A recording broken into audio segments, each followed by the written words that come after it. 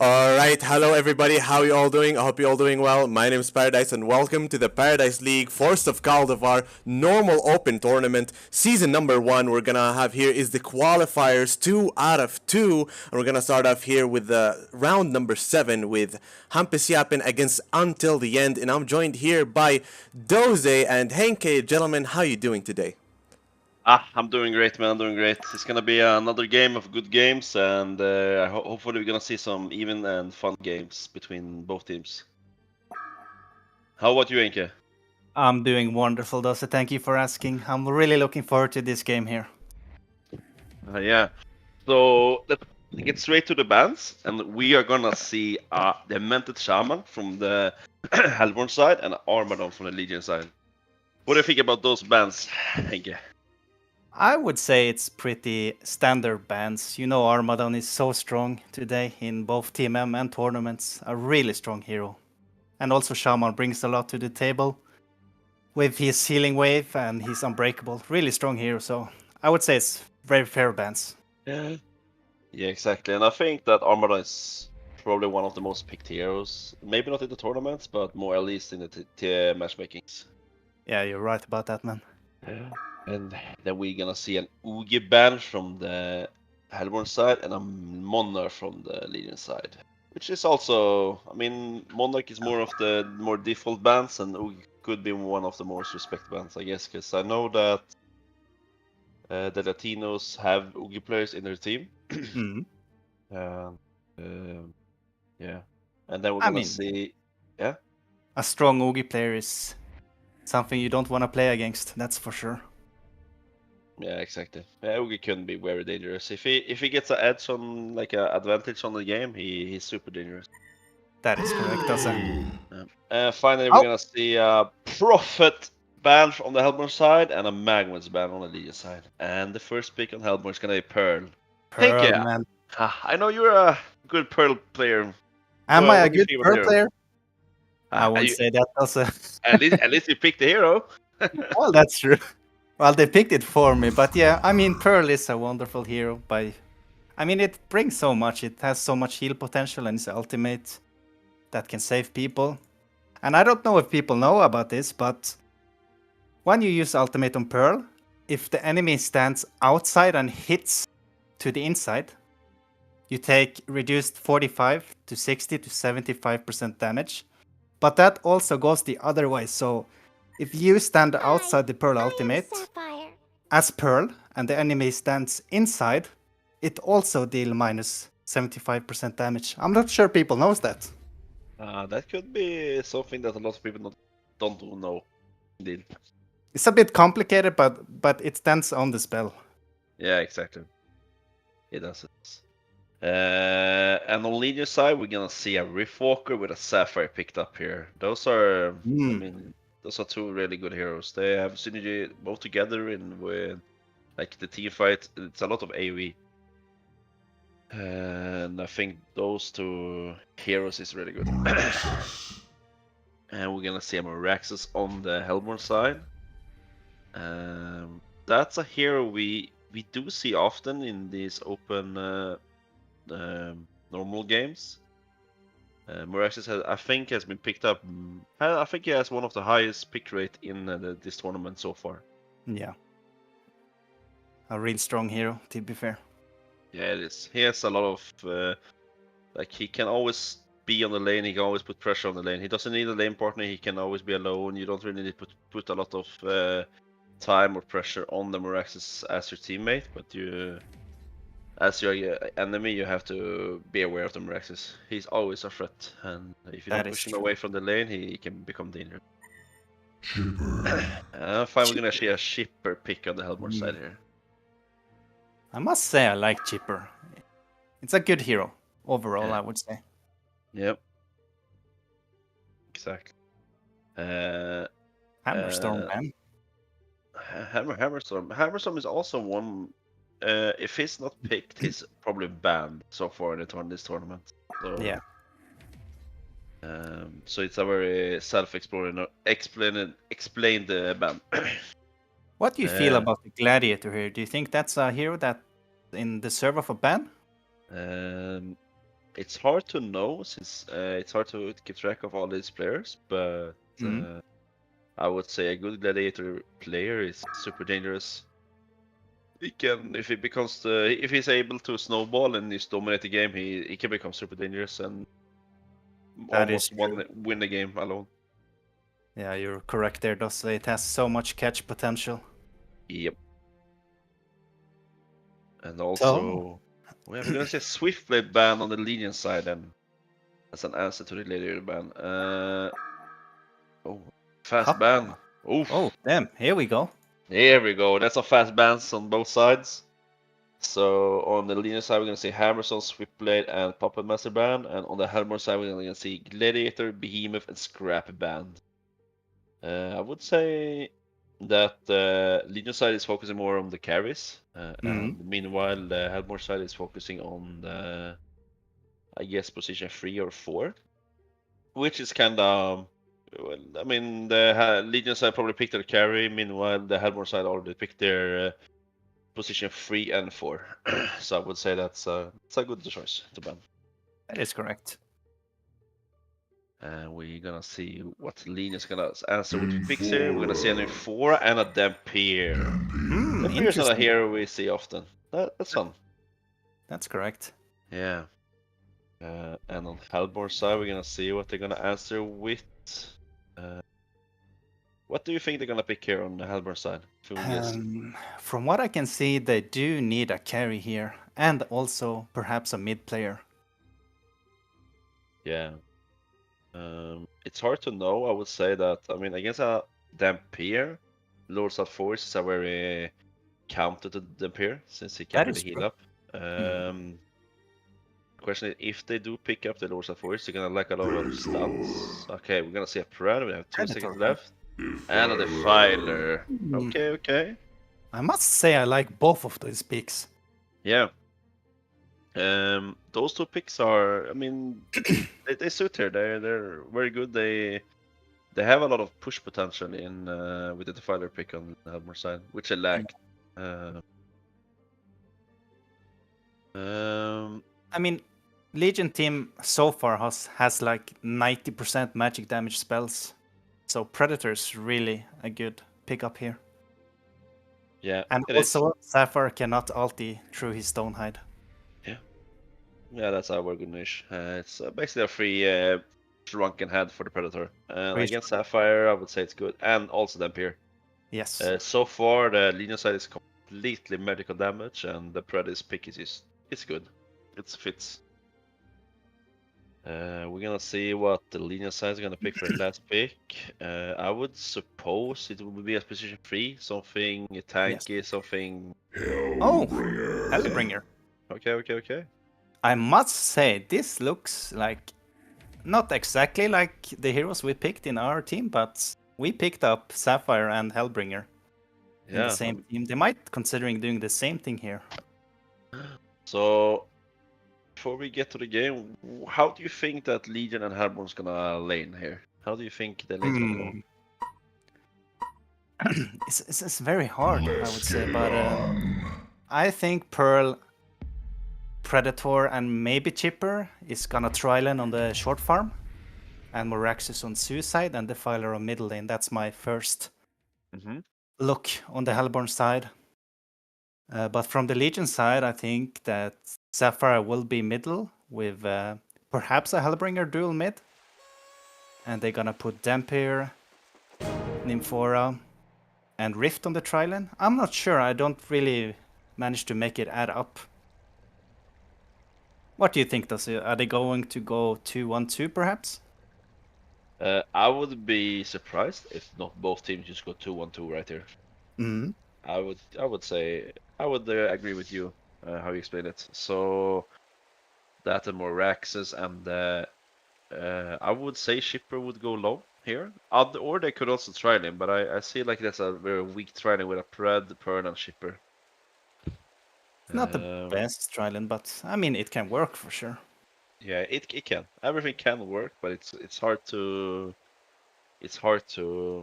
commit to when the synergy isn't really there.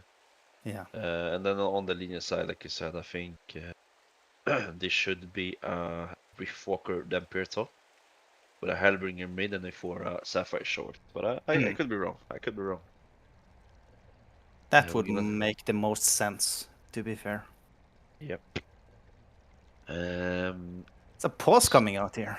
Yeah. There's a pause coming out, I think. What are we gonna do? Pause. Where's the content? Where's the content?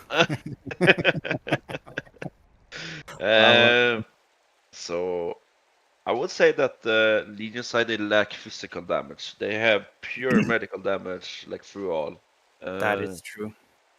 At least until late game when Sapphire hit often, he has deal damage without his W, I guess. But in his prime time, that's his pure magical damage. Meanwhile, on the Legion side, I mean Hellborn side, they have like more of physical, I would say, like pure damage, but they also have a lot of magical. Yeah, they do. They have some mixed damage. Yep, they do. Especially with the Defiler ulti, which is just the damage output from that with physical is it's dangerous. If you fight into the Defiler ulti, you should be careful. You know, also, say you know one item I would like to see this game on Defiler especially? Yeah. Take a guess. What do you think one item can bring huge impact to Defiler here? If you see, especially against the enemy team is playing against, it's a lot of burst damage, right? I wanna say Storm Spirit, but I could be wrong. Could also be Gnomes. Yeah. No? I mean, yeah, for sure, both of those are really good items, but I was actually thinking a Thieves' Cloak here. Ah, I see what you're getting. So yeah, Thieves' Cloak, we have seen it be picked up on the Fighter for a couple of games, and I think the item it's a good item on the Fighter. You just want to survive. You pop ulti, you don't want to get bursted. You want to survive the initial like burst damage from the enemy team. To be fair, I don't think a Thieves' Cloak could probably be picked up on more than just the Fighter this game, considering they have so much burst damage. Yep. We will see. We have been we have been surprised before, and I think we're gonna be surprised this game as well. I think so too, Dosa. Yeah, it's a long pause coming out here. I don't know what's going on, if there's some issues.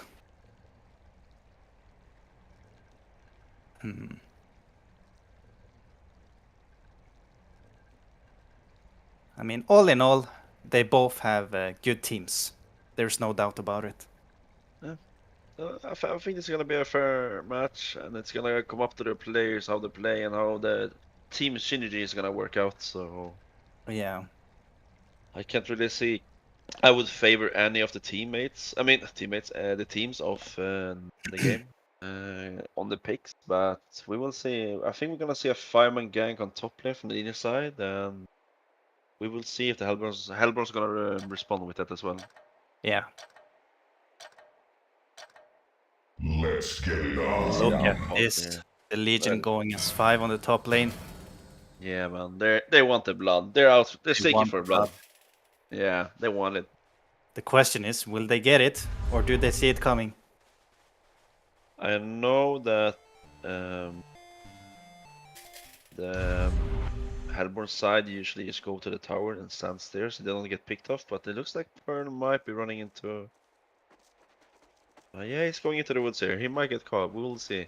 We will find out. We will find out. I guess that Legion's gonna place a ward in their woods just for some vision. Yeah, you see could bird here. They might. Oh, they're gonna see Predator here. Oh, they have been spotted.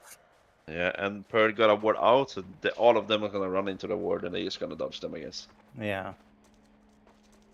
Really smart of Pearl just going away here and not doing anything. Yeah. So risky. Lean's gonna place a ward on the top lane, meanwhile Pearl is gonna place one on the top rune, and Shipper's gonna place one on the bottom lane. Yeah, and let's see how they're gonna lane here. Like I said, it looks like Hellbringer will mid, with only 4 Dampier top and a Riftwalker Sapphire bot. So we were almost correct. At least about the Hellborn we agreed. Yeah, you were right in the 2-1-2 setup here. Yeah. So here we go, the creeps are spawning, and we are about to see the first creep kills going down. Yeah. I'm kind of interested in how mid is gonna go. Who would you favor here? Would you favor Hellbringer or Defiler? Like straight up on 1 versus 1 here. To be fair, I would go with Defiler. I think the hero is just so good in middle with his Q and his E heal, just for mana or run away. Yeah. We'll see some action in top lane here. There's a lot of harass coming up from the 4 and Pearl. Gonna try to Pearl block the pull here. Oh, Riftwalker a bit out of position here on the bottom lane. No.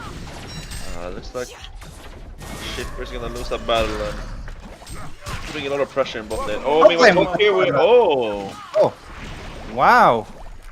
I didn't catch it. Pearl's gonna survive with 1 HP. Is he? Is Will he Pearl's gonna survive? fight him? Oh, Manning up. yeah, he gets the kill there. But it looks like Pearl's gonna get a turn kill on the Newerth here. A double kill. There Wow, we go. Pearl well done there. That's a 1-for-2 exchange for the Legion side there.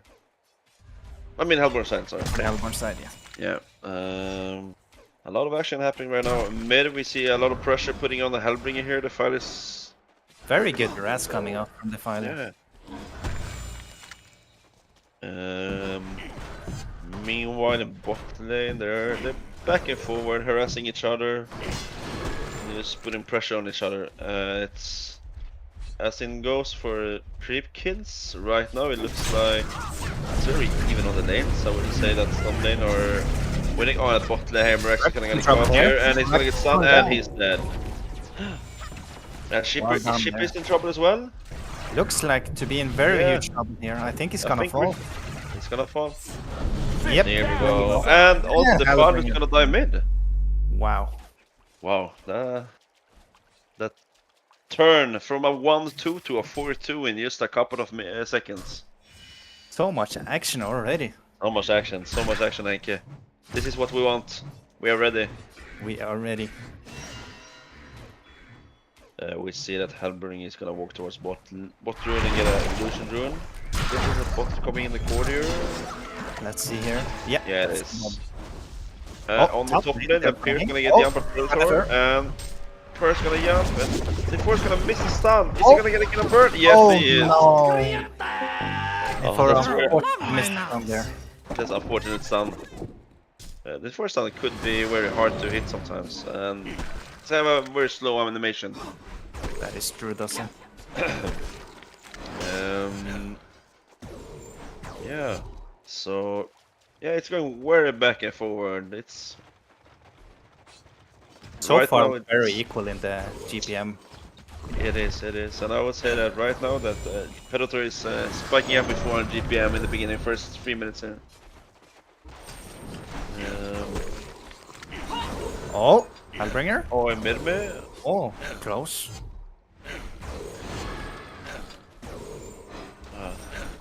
Meanwhile, at top lane, the Imperial Force gonna fight the stacks on the pull camp here on the easy camp, and they're just gonna take it. First gonna run into them and now find out that they stole my stacks. Oh, a big fight going on here. Will they get the one more auto attack? There we go.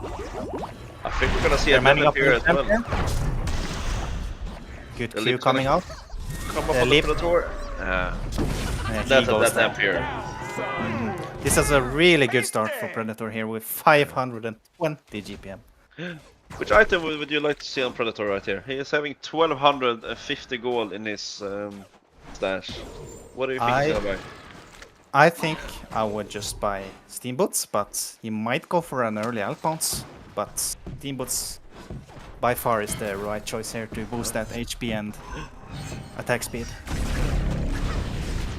Oh, meanwhile, about lane ship is gonna get double Sapphire and hit by the Refocor. They're gonna get 2 kills here. They're not. Max is gonna survive, or is he? They're gonna chase for the kill here. They do have boots, all 3 of them, but he's gonna get away safely. And also Legion got the kill on the shipper there. I didn't really see what's happened, but unfortunate, I guess, that Legion gets the kill there.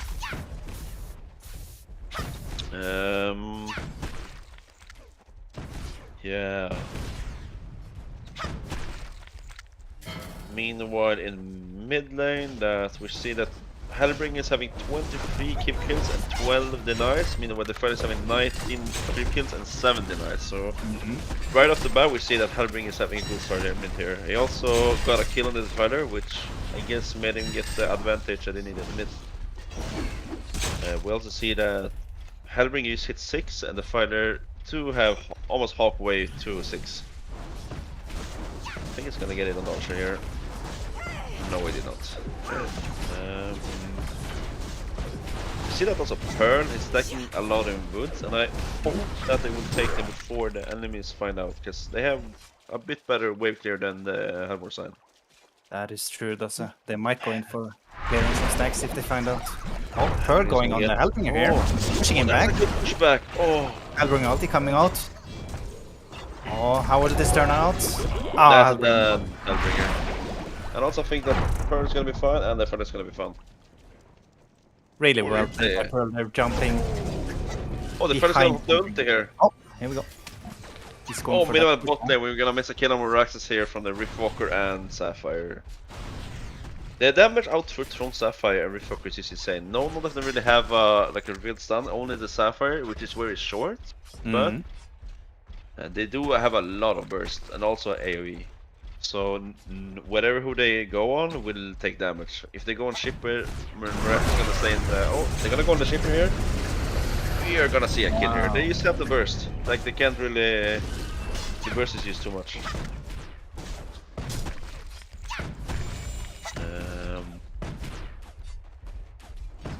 We're seeing that the Pier actually switched to woods. I guess they found out that, or felt like they couldn't really lane top, so he's just gonna go woods now and farm with his lifesteal, his bloodthirst. So, what we see on Predator, he's gonna build up for what's it called again? Steam Staff. And I guess that should be a Centaurus, if I'm not wrong. Could also be a Twinblade, but I wouldn't be surprised if that's not in Centaurus. Yeah. Meanwhile at the top, Newerth is just leeching XP, trying to not die, getting some kind of XP, and I guess putting some pressure on top lane. Damper rotating to the jungle here, I see. Yeah. Cannot lane top anymore. Nope. So right now, like we're tight, it's still dead even. It's not even 10 gold difference. That is correct. Very equal so far. And we're gonna see a bot lane that Newerth is gonna get jumped here for the Sapphire, and he's dead. That burst is just too much. Until Newerth gets ulti, he's I think he's dead every time Sapphire is gonna jump him. So far, don't really see a lot of stacks from the Legion side, but we do see that Hellborn side do have 2 triple camps on both hard and medium camp. See that Pearl is gonna run off top here. I guess he's gonna scout out if he can find someone. I guess they want to push this tower yet so get some early money for the rest of the teammates, since they're both losing in mid and bottom.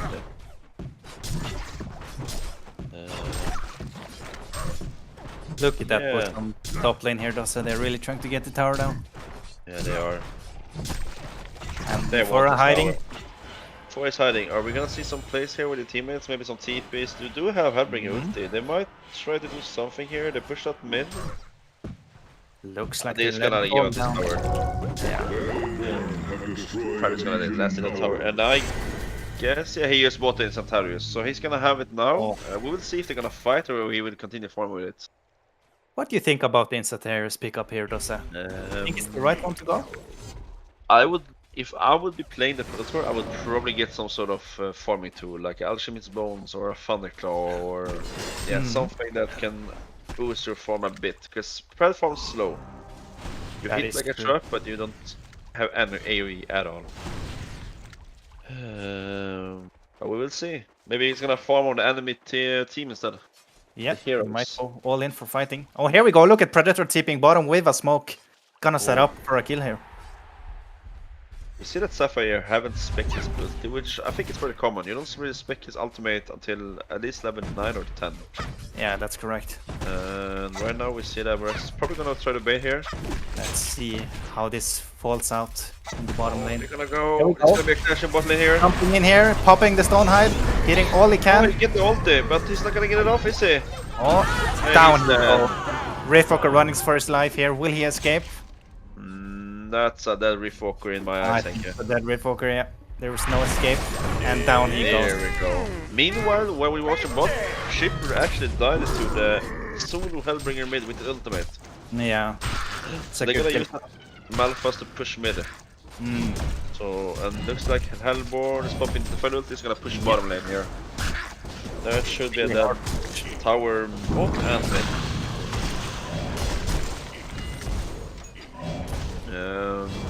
Yeah, so far a lot of action, Hank. A lot of action. A lot of action. And that's what we want. Down, bot tower goes down. But so far we're seeing that Pred is really spiking up in the GPM. He's almost 600 GPM and it's only 11 minutes into the game. Oh, we're gonna see a fight him younger here. He's gonna place a warden shipper. But they do saw it on the Legion side that they placed a ward there. So that's probably gonna counter instantly. Yep. Oh, did he miss? Oh, he missed the ward. Look at Hellbringer here. Oh, I think he's gonna catch him Hellbringer in the background. down here. He's out Down. of position. He's gonna get caught. Look at Damper going in here. Trying to chase when Hellbringer They died. want the blood. They want the blood. Predator. Just That's running a in, no fear. Countering the ward, well done. Meanwhile, still, the Legion didn't get that real ward. And ship is gonna fall down. Is that a Dutch Pearl? Pearl is fine here. Well, good pushback. Yeah. We also see that Moraxis is actually pooling 1900 gold. And I guess he's gonna rush that PK. So he's gonna have it in 350 gold. Ooh, we see this ward is gonna pay off again. They didn't counter ward this ward. So Look at now that. This is What that. a good ward they have there. And they're gonna back up. That's really good. Yeah, that ward is really paying off. They didn't get the counter ward. Sadly, it's right outside the reach of the Pearl here in trouble. Oh, he's dodging a lot of spell spots. Oh, Yeah, they Can one die of shame? even though that before, the Pearl died, it's still worth because they killed an Appear, which is a core. They're slowing down the Appear. He's 240 GPM, so he's having a hard game here right now. I really like the way Hellborn is playing here. They buy in Satyrs and Predator, they go fight and let Moraxis farm his PK in peace on the top lane. Sure is, thank you.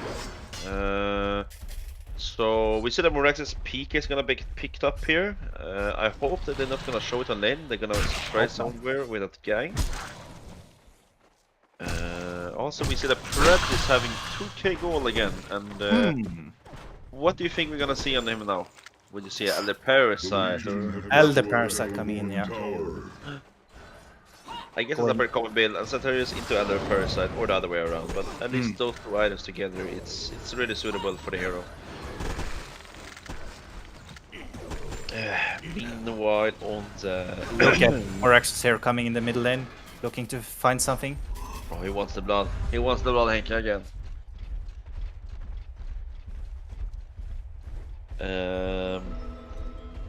Yeah, but what I said was that we see that on Sapphire we see a broadsword is gonna be picked up, and I would suspect that's a shroud. Yeah, on it must be a Sapphire. shroud. We see that Hellbringer having 1k gold. What item would you want to see on the Hellbringer here? Would you like to see the staff, or whatever would you want to see here? I think staff is the right item, by far. Would you consider it going the first item, or would you like to see some build up before the staff? I think I would rush staff here as fast as I could. They don't really have the best catch as long as they dodge the Moraxis. The ship is gonna get jumped by the PMP, he's gonna get ulted and hit, and he's gonna get the last. Oh, big Pearl save there. shot. And the pushback. And What the a ultimate coming out. PK. Oh, he's just gonna have a pushback and the push. Oh no. Oh, the turn coming out here. They're gonna Wow. turn here, and the fish is gonna survive, and the Rex is gonna fall as well. We see that Sapphire is gonna pick up his shard, is just gonna walk in here. Yeah. Yeah. Yeah, we see a pause coming out from the Paradise here. It's not the first play I want to see with Moraxis here. They should group up with the PK Moraxis, Defiler ulti, and just go in together as 5. But unfortunately, they were a bit spread and they didn't manage to kill anything. I think we had a tiny bit of a cliff walk here. Oh, I cliff didn't walk. really see it. I think it was Wow. I actually didn't catch that. It's good we have I did not catch that. We would see I was too occupied with the fight itself. Yeah, we're so hungry for the fight, thank you. We can't catch off everything we see. Yeah, keep going, yeah. Keep going, yeah. Here we go.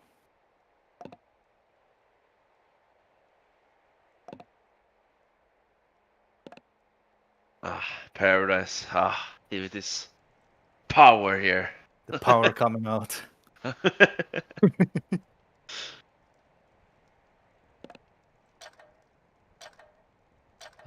we're gonna see here. The fight is in this. I don't think the Legion side knows of this. No, I don't But think so. The Hellborn Lucas have full vision. Are they and going it's a really in good here? word for them. Are they gonna go in here? I They don't know think that so. Hellbringer does not have an ulti, so nah, they's gonna let it go. We see the Predator actually gonna pick up an Ice Brand. It was not yeah, and I guess that should be a Frostwolf Skull. Yeah, really good item, Frostwolf. Yeah, I would be surprised to see a Dawnbringer since he got very nerfed. We don't really benefit that much of it anymore. But the Frostwolf Skull on the Predator is just scaled so good with the hero. Look at the bottom lane here. Sapphire is ready to make a play with his Shroud. Will it happen? Let's see. Yeah. Did the Rocket spot him out there? Oh, Here we put go, him in. setting up. Alright, going on. Riftbroker ulti coming. Boom! What a big collapse there going on the Moraxis, and he goes down. Well played. Yeah, that's just good synergy, man. Riftwalker and the into Shrouds down with the Sapphire, man. The damage is just too much. We see the Elk Bonds getting picked up on the Hellbringer here instead of rushing the staff. What do you think about this?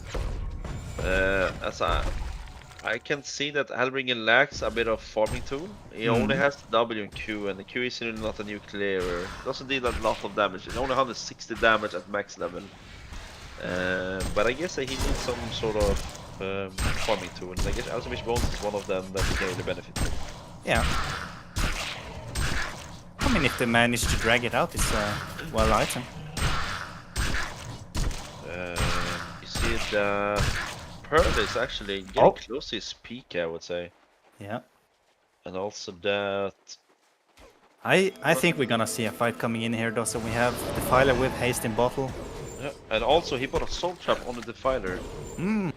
That's I guess that's gonna become a dream catcher for the... Oh wait, does it benefit on the Empire? I'm not sure.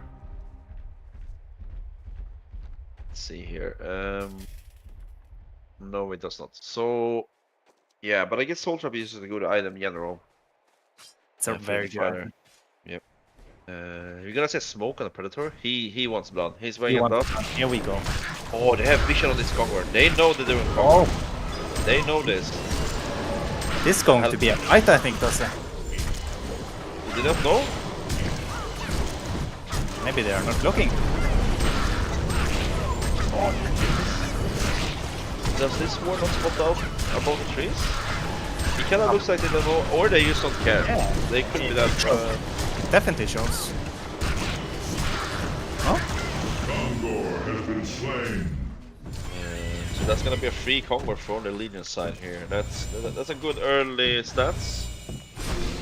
You benefit from the Conqueror. You also get the building damage, which is 5% per Conqueror kit. So these early Conqueror kits will make up for it in late game. We can see Sapphire. Oh, top lane. They're going in for the Sapphire here. The Stone Tide coming out. There's no escape from Sapphire. He goes down. That's not very good. They don't want the Sapphire to die here. That's the only... More fighting going on. See that the Pierce is gonna jump in, they're gonna call here. We see the Bird is gonna... Tyler. Oh, they're gonna TP out here. Good TPs. That's still the 2-for-0 exchange for the Hellborn side. And I think they're happy with that because they'll catch both of their cores. Actually, it's 3 for 0. I didn't see the Reformer die. Yeah. He just That's a melted. huge fight. Yeah. I was we going said to Dream. say we saw Sapphire increasing GPM. He had 30 GPM, and Pred only have 560. So he's been catching up, but now he got caught again. We see that Dreamcatcher is gonna get picked up on the Compilers, but we're gonna send out straight away. We also see that Halbring is fighting for that stuff. Meanwhile, Pearl actually have 50 gold from the PK. I would assume that is. That must be a PK for sure. That's a really super early. That's a really good early PK for the Hellborn side. They're really gonna benefit from it. Yeah. As soon as the Hellbring is gonna use his Malphas ulti, and then you see he's gonna go PK and ulti and just disturb the entire movement of the Lina side. That is true. We got a Frostwolf coming in Pred here in the courier. That's what I wanted to see. He's gonna buy another smoke here. He's smoking up, he wants to fight. He's going alone, but he still wants to go. The item is coming. Look at the Predator here sneaking. He knows. He can smell them. Can smell them. Here we go, he runs in, he pops the Frostwolf. The Stonehide coming out. That's a beer, right? Yeah. Down he goes on the damper. That's a very risky play for Pred. He's playing completely alone. No one else really close to him. True. It's a bit risky, but it paid off. They're gonna walk in here. It's gonna be another fight here. Let's see. The Filer popping out it push. Morris is gonna get the spot on here.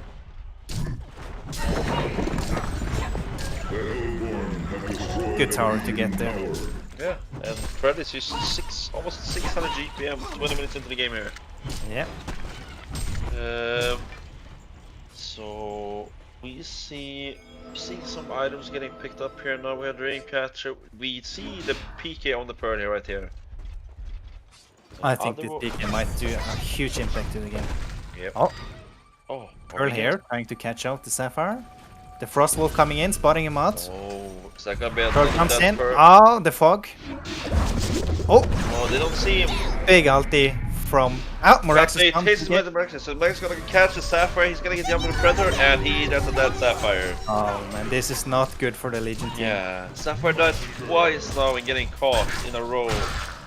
That is very unfortunate. Sapphire lacks some kind of early game potential. Predator tipping top here. Will he get the Hellbringer? The Frostwolf coming out. Yeah. Dust coming out for vision. Stonehide being popped. Leap coming out. And down he goes. Good kill there for Predator. This Predator is dominating the game right now. Yeah, he definitely... How will they stop them, Henke? How? How will they stop him? This Predator, man. It's Perhaps insane. a huge burst from Hellbringer ulti, Sapphire and Damper will take him down. Yeah. But yet again, they have the Pearl ultimate. And The he... fight is gonna have his ulti up now, and I guess that should be a fighting bot here. The leader is we go. preparing here. Damper going in. Damper's gonna jump Full in on ultimate. this fighter ulti. Network ulti coming out. Huge What is explosion. They get a kill here, but he will fall. Sapphire coming in here is hungry for that kill. Will he go? Yep, there we go. Stun coming out. Hitting the charge, and that's a kill on the Defiler. Why can't we be friends? That's a kill on Morax, I mean. That's a 2-for-2 exchange. I think that it's pretty stale.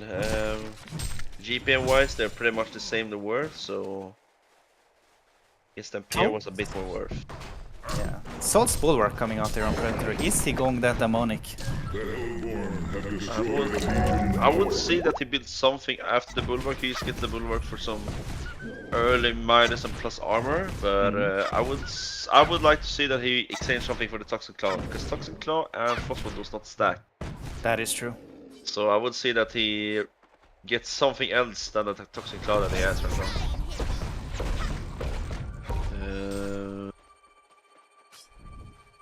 I must say, we haven't really seen a very coordinated fight from the Legion team yet. They've always been split in my eyes. We also see that a Blessed Orb is picked up on the Sapphire, which I would assume is a nullstone, right? What do you think about that, the nullstone here?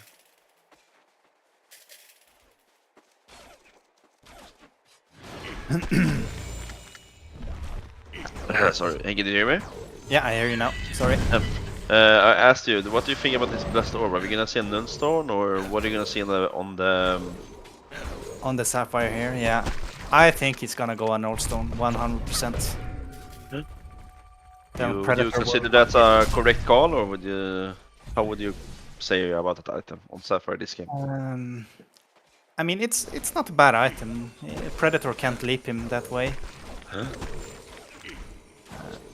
I don't really see any other items that can do much better. Can you?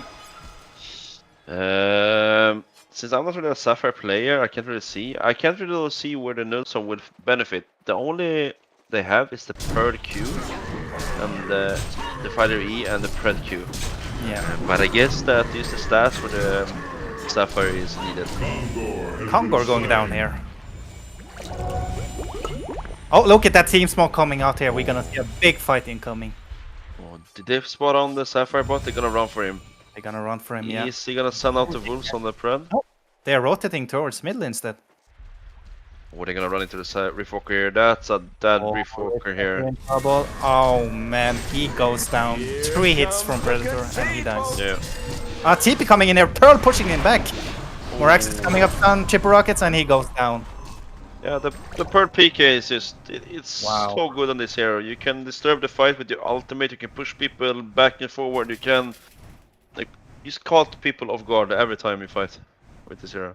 That's a good reaction on the Pearl. They're just immediately peeking to the TP in the tower and pushes him back.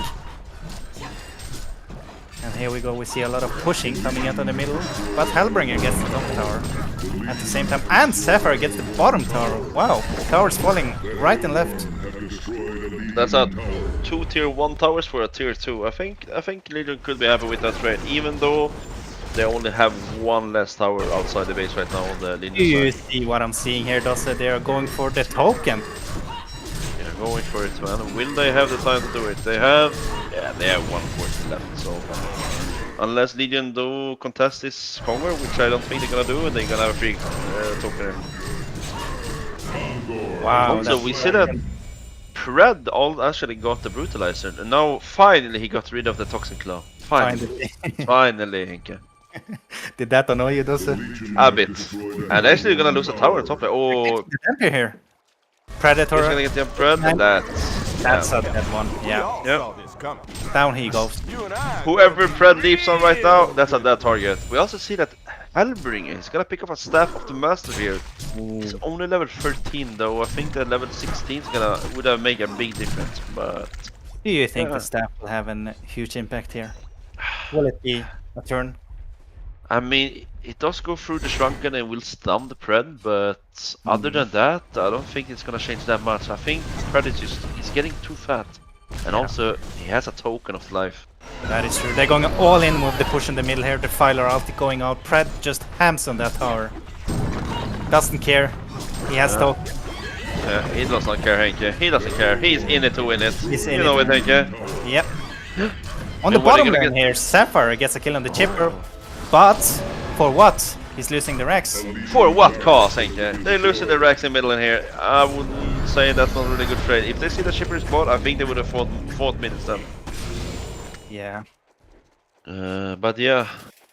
To be fair, I actually think that the Sapphire play was right there, just killing the Chipper, because defending the Rex against the Token Predator and the Filer ulti is really hard. But also the Pre was getting super low. He just tanked the tower. He did not care. If they would have one stun, he might have fallen. Oh, Pred is gonna push out the pushing spear. back. Oh, that's a good jump of Pred. Wow. That's I'll bring a ulti coming out, but no follow-up. Morax is jumping in with the PK here. Riftwalker trying to ultimate, and that's a 2-man ultimate. Sapphire pounds on that crystal, doing damage. Wow, look at the damage, Dossa. Oh, the Furious. Insane. The Gonna get out Predator there? keeping out. Yeah, he Yeah, is. he's out. Wow. I didn't expect this, Dossa. Wow, they actually that's a really good fight from the inside. They actually they killed 2 of the Hellborn sites and also killed the Predator token here. Yeah. But we're gonna see that the Predator is gonna finish the demonic breastplate. Meanwhile, that we see that Sapphire is gonna pick up against Euro. Interesting here. Yeah, we see the damage out of the Sapphire. It's getting a It's lot. insane. Right now he has 18%, and he has been farming most of the games, but yeah, still the damage output from the Sapphire it's a lot. It's a lot, indeed. If you don't kill that Crystallis, you will end up dying pretty fast. Look at here, Sapphire going in. He has a DD. Will he jump in here? He's going for the Predator. He stuns him, pops the DD, hits the Crystal. Look at the damage. Oh, the Is turn it on the enough? phone height. Oh no, Sapphire goes down here. Predator, Red goes down. They are chasing, they want the blood. The dust coming out. Will he bash? The stun from Orexus. Well done. They're chasing. Will the Hellbringer survive here? It has cooldown on TP. First gonna spot him out. They know exactly where he is. Look at this. Will he pick up a dust here for vision?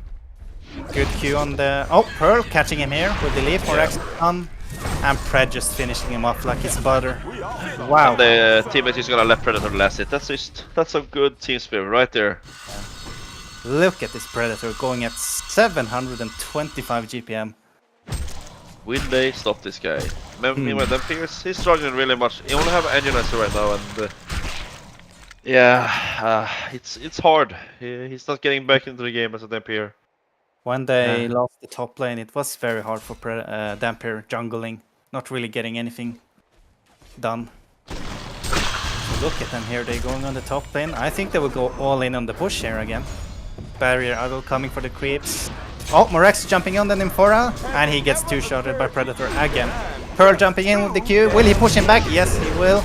Pearl ultimates. Well played there from Pearl. Sapphire is hungry. He's running in here. Oh, he auto-attacks. And now he throws the charge. Oh, Morex using stun. Sidestep. Oh man, this looks like some dead Rex to me. What do you think, Dossa? These Rex are gone. I think they're gonna go for a mid Rex as well and get the range Rex here and then back off. I think so. Oh, Pearl jumping. The pushback! Oh, he gets sided with the Filer! Oh, Moraxis misses stun one more time, unfortunately. Dampier going in, trying to save his carry. Oh, Pred jumping in, Hellbringer ulti coming in. The big turn from the Sapphire Crystal. Oh my god, would you look at that damage? Allow me to Would you look at that? They finally bring down the Predator. Finally, after 16 kills streak, they got him. Oh, Sapphire ulti coming in to catch the Defiler. Will Moraxis going in, trying to save his carry. Moraxis very hesitant. Will he go in? He just leaves the Defiler to die and now he jumps in. Oh no. He really hesitated going in. Another Pearl jumps in as well and gonna jump straight on the Amalphas. That should be a dead bird or the tablet from the shipper right there. Good tablet. Right there, Breaker, right there. Damn, what a fight we have going on here. Let's see how we're getting home to defend his base. Even though that Legion side is losing their base every fight they fight right now, they're not giving up. They won't give up without a fight, thank you. Yeah. They don't want to give up this game. It's seen that they can kill Predator here with the right timing of the Crystal and Hellbringer ulti. He will go down. Now, we see 2.7k gold on the Predator here. What do you think he's gonna get for next item? What would you think is the best item to go? It's a really good question, thank you. Okay, so like we said earlier, we have a Thieves Cloak coming on the fighter here. It's like what you predicted, thank you. A Thieves Cloak. But back to the Predator, I would see like the Halberd side. I mean, the Legion side only have magical. I wouldn't be so surprised if he actually goes for a BKB. That's what he need. Do you think it's the best choice with a BKB? I must say I disagree slightly in the BKB, but I'm just thinking if Predator gets caught, then I think he just need to be more tanky. He needs like a harp or something, or simple. But I can see BKB being a huge factor. If they go in first, then he will have like 10 seconds shrunken head. And we're gonna see a Hellborn pick off here on the Hellborn side. We see that Legion Conquer is gonna be up in 1 minute. And yeah, I guess that Hellborn, we really wanna contest that Conquer. They want that Conquer. Oh, that's a team swap for the Hellborn side. They're gonna walk into the Conquer pit here. Yes. Oh. How will this turn out? They're going for the bottom. No. They're rotating towards middle here. Will they get a catch? Sapphire is going into Hellborn, I would say. Meanwhile, the Hellborn is on almost in the race. Are they gonna spot out here? Pearl jumping on the Hellbringer here. Will he push him back? Yes, he will. Refok ulti coming out. No, he missed. Down he goes. Hellbringer in trouble. He's getting stuck there. Damper trying to help with this Q. Hellbringer ulti coming out. Oh my god, look at this fight here. Sapphire throwing the Crystallis. Using his W, but see the effect from the Adiv's Cloak, doing no damage to the follower at all. The follower ulti coming in here, big push, and he goes down on the Dampier. What do you think about this? Sapphire mans up here. Oh, he uses ulti to escape. Well done from Sapphire. What do you think about this, Doza? Oh, like I said, man, have a chance. it looks like right now the fighter does have his ulti up. He's gonna end in any second now. Yeah. And I don't think they're gonna push. I think they're just gonna go back. They want this Conquer, I guess. Yeah, they're gonna go for it. We see that Predator is actually gonna finish his Oblivion Hammer. I think that's a really good item. Yeah. He gives that a bit of tankiness we talked about earlier. You do get a lot of HP. You also get some damage from it. It's actually a lot of damage. 50 damage from the Oblivion Hammer. It's a really good item. It is. Did you see the impact of the Adiv's Cloak there? Sapphire throw that with Crystallis and it did 0 damage, barely to the killer. The Adiv's Cloak is just, it's an amazing item on this hero to... Like, you just don't want to get bursted. You don't have burst damage on the hero, you just want to survive the initial burst damage. You want to be around. The Pred's gonna pick up another token of life here. It looks like they're gonna team up and try to go bottom lane. We also see that Imperial, he actually picked up a Bolas. A Bola against the Predator. What do you think about that? Is it a good choice? I mean, right now, what can the Imperial do? He needs to be some... He needs to do something in this game, and I guess Bola could change, but... I think it's gonna be hard from the Legion stopping the Predator here with the token again. Going for the push. Yep. We see a sheep stick on the chipper getting picked up here. Oh, really? Yeah. Really good timing there. 36 minutes. That's a lot of gold on the shipper. It's 310 GPM and he got a tablet and a ship stick. Sapphire is pushing as much as he can in the middle lane here. Just trying to force them back. TP's home now on the Sapphire. The last fight will come out here for the game. Look at the damage, Enki. Look at the damage. Wow. Stoneheart being popped. Predator goes in. Dusting. Spike ball on Pred. He cannot do anything. Here we go. The big Hellbringer ulti coming out there. But will it be enough? I don't think so. Pearl ulti saving everyone. Riftbroker ulti coming in. Boom! Sapphire with the crits there on his fucking Crystallis doing so much damage. The Pred. Token. Token of life. They're going for the racks here. They don't care. They're getting these racks. They want the megas. The mega's gonna be there. Another Resto Stone on Hellbringer. Another ultimate. Predator going in. Will he kill? Another spike ball on Predator. He just walks like a creep. Now he can start hitting. Sapphire goes down. They don't want to stop this, does it? They're just going in. Oh, Pearl! They're peeking in, trying to push them out. Sheepstick. Wow. Look at this. That's megas, thank you. What is the Legion gonna do now? You think they're gonna defend this base? I don't think they can defend it. The G is gonna get called out, and the CC vote is gonna get called. Wow, what a game we have. There's the defeat. Well played to Hellborn there. Very interesting there, does it? This is, they are, it's a tough game. Early game was a lot of action, like they were breaking forward, no one was really leading, it was a dead stale GPM wise and gold wise. I must say though, I really like the Hellborn playstyle here. Buying early items on the carry, going fighting, pushing together as 5. I really like that on the Legion side. They never grouped up as 5 really and tried to make any plays, they just played for themselves and just got picked off, I would say. Yep. We are gonna go on a short break here. We're gonna get into the next game. I think Yep. it's gonna happen right after this, so we're gonna take a short break. Short break.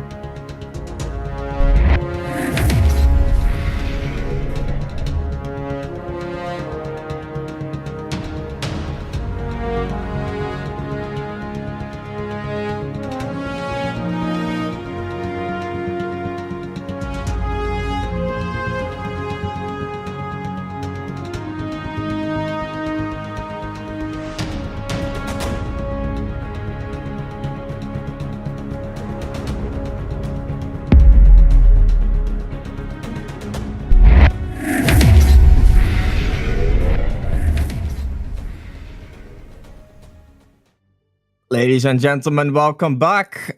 We are today here at the second day of the tournament. We got Fellowship versus Project Kongor. I am not Henke. I know. I was shocked as well. But I am here today, joined by Mr. Doze. Doze, how you doing, buddy? I'm doing very fine, man. I'm excited to see another game here. I was casting with Henke. Went very well. Both me and Henke are kind of new to the casting, but it went well, I would say. Have you lost enough IQ to where you think you can cast with Henke on a regular basis now? I would say I didn't have them before, so no worries. Okay, that's fair. That's only fair. Okay, wait, what's happening? Devs, I think, are shit-talking everyone again. Classic, isn't it? Anyway, let's talk about the bans. Iker ban. Oh, that's an interesting ban. I don't think we've seen an Iker ban yet, have we? In like any of the tournaments. I was thinking, I don't think so either, actually. I don't know the Iker ban, if it's... maybe they're afraid that the staff is gonna abuse it, you know? Oh. Maybe I think so. Some sort of abuse to it, and they just ban it, right? Well, I can see like Iker being a hero that's very good against a particular set of heroes, right? Like another hero that comes to mind that it's really good against is like Voodoo Jester, as an example. Because you can like take the curse ground from your allies and give it to the enemies. Yeah. So if you play, or if you really specifically want to play Voodoo Jester as an example, I could understand the Iker ban. But I'm not sure it makes sense as like a first ban that much.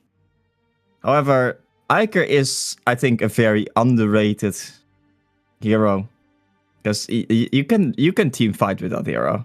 Especially if you pick it up like alongside something like a Torture. That hero really does pack a punch, doesn't it? It sure does. It sure does that. Okay, so we saw, besides the Iker, we see Predator ban. Predator, of course, being quite an powerful hero these days. Gladiator, Monarch, Devourer, and Magebane. And for the picks, we see an Electrician first pick with Magebane ban. I think that is quite powerful, of course. Yeah, it is. And Pearl and Ravenor pickup. I think that the Magebane ban is respect ban to Corden from yesterday's performance. Ooh, who played? Corden. Oh, no. These two plays, I just remembered the game, actually. No, I don't think the Magebane was played very well, that game specifically. Wait, I don't think the Magebane... the Magebane didn't really have a lot of impact that game, did it? No, I sure did not. But Magebane, in general, is just not something you want to deal with if you're playing Electrician. Because you become like a walking bomb. Yep. Everything like in a 300 radius just has the ability to suddenly disappear from the map whenever you play Electrician with low mana. Anyway, a Ravenor pickup. This is the second time we see Ravenor. The first time, of course, I think it was played by the Fellowship here. And it was quite effective, I would say. Oh, they played the same heroes, right? The Scrap Electrician. No. No, who was? Let's see here. I'm pretty sure that they had the Scrap Electrician, and they maxed the Q with on the Electrician. Oh, you're right. Yes, you're right. Absolutely. I could be wrong though. No, and they also picked up the Artesia at some point, maybe. Because we have seen Artesia as well yesterday. One game. Yeah. Because there was a slaughter with the Ravenor on last game, and I see that they didn't ban. They actually picked up Ravenor on the other side. Actually, it was against Greats. Oh yeah. They picked. Oh yeah, absolutely right. They picked Scrap, Artesia, Moraxis, Ravenor, and Electrician. you think we're gonna see the same picks except for Ravnor then? I've seen like a lot of Artesia picks. If I'm scrolling through their games, a lot of scrap picks, a lot of electrician picks on their side. So it's definitely possible. I think the Maraxis pick was maybe more of a response pick to, because that's usually what the Maraxis is, right? A response pick. Yeah, it is. It is. Sure is. I would say honestly the same thing about Ravnor, to be perfectly honest with you. I see Ravnor also as specifically like a response pick to something like I don't know, a Hammerstorm or a Moon Queen or something with like a lot of armor. That you can just kind of like tear through with a Ravnor. But for bans here, Drunken Master, Magmus, Armadon, Lodestone, Bramble, and Rampage. Rampage ban is unexpected, I would say. That's a something else, man. Like I've seen, to be fair, I have seen Rampage picks being used like to full effect, and I cannot play the hero for shit. But when you see someone like Duder on that hero, I was about to say the same thing. I was about to ask, who do you think gonna play Rampage? I was about to say Dude. like this is like some people with like some heroes just have some next level magic or something that they can do. Yep. Anyway, so Hellbringer, the Managed Shaman. I would say the Managed Shaman pick feels a bit odd. Of course, you can use the Stormcloud defensively. You don't need to use it offensively. So of course, like that is something that you can do just to give yourself the armor, or like, you know, just use the cape. But I think we see the Managed Shaman most effectively used in situations where you really use the Stormcloud as the minus armor. For the minus armor, but Ravnor doesn't really benefit from that at all. Sure does not, man. They don't really have that synergy like you talked about, but Yeah. in the early, it doesn't really matter because you don't have the Stormcloud anyway, right? So I guess in a laning perspective, they're still fine together. Yeah, I guess, but compare that to like the offensive lane that you're going to run up to, which is likely going to be Electrician, Scrap, or something like that. Are you very comfortable to go with Ravnor, the Managed Shaman, against Electrician plus Pharaoh? Oh, sorry, Electrician plus Scrap. Because like Scrap has a lot of damage. Oh, there's the Berserker pick we talked about yesterday. Yep. I do believe that Pearl's quite good against Berserker though. Yeah, he sure is. Isn't Ravnor quite good as well? Because of the damage taken on the ultimate on the Berserker, he's gonna take a lot of damage. If Ravnor goes on the Berserker with ultimate on, he's gonna take a lot of damage. I personally don't think so. Okay. Like, Berserker doesn't naturally have like a lot of armor. If you just build like an Elder Parasite on that hero, Steam Boots Elder Parasite, you have like 5 armor, if not less. And what if the Berserker would just buy a barrier? Yeah, I guess you're right. He's gonna have like 5 armor, 15 magic armor. Oh! Okay, that's unexpected. Kronos and Ravnor from the Legion side. That's. I guess they're playing Ravnor in not really position 1, but more like in the position 2/3. I guess I could say that, or I could see that, because like with Ravnor having only a 10-second cooldown on his Q these days, there's an argument to be made that you can play him as like a brawler, right? Yeah, I guess you're right. That he's just gonna put the Ravnor on position 2, like, and he's just gonna be active, I would assume. Yeah, maybe even 3.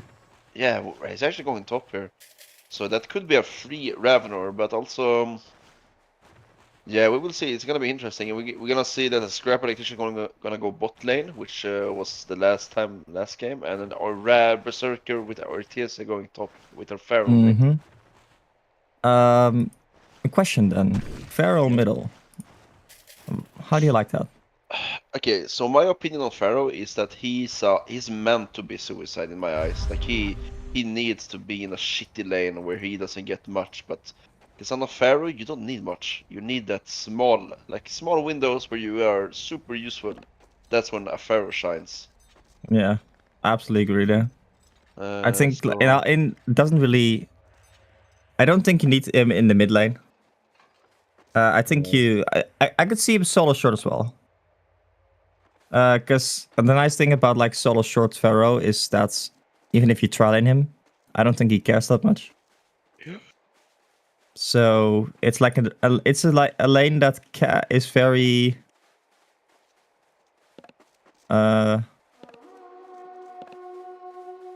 Sorry, yeah, it's a lot of talking about ping. I get easily distracted. Give me. Yeah, but we will see. I would Yeah. assume that the Hellbringer is gonna have advantage in mid there. Oh yeah, absolutely. Like the W from the Hellbringer is just is going to bully the Pharaoh. I do believe that Hellbringer, if I were the Hellbringer, I would get like a fast tablet. Because it will help you so much against the Pharaoh. Because the Pharaoh is the initiation that the Hellboard is going to have in the early game, right? Yep. Like, what else are they really going to be able to initiate with? It's not much. It's not that much. And Yeah. I think like if in terms of bottom lane, the Scrap plus Electrician should definitely have the advantage. Because as we talked about yesterday, Scrap has so much damage, right? Do you see something I see, Dutch? Uh, Going level 1E on the Electrician. Did he listen to the talk we had yesterday? Oh, interesting. Yeah, I we think talked that about may it. actually be the case, yeah. Do you think we're gonna see a max on the Q as well, or are you gonna think he's gonna go with the WE and only I one hope Q? not.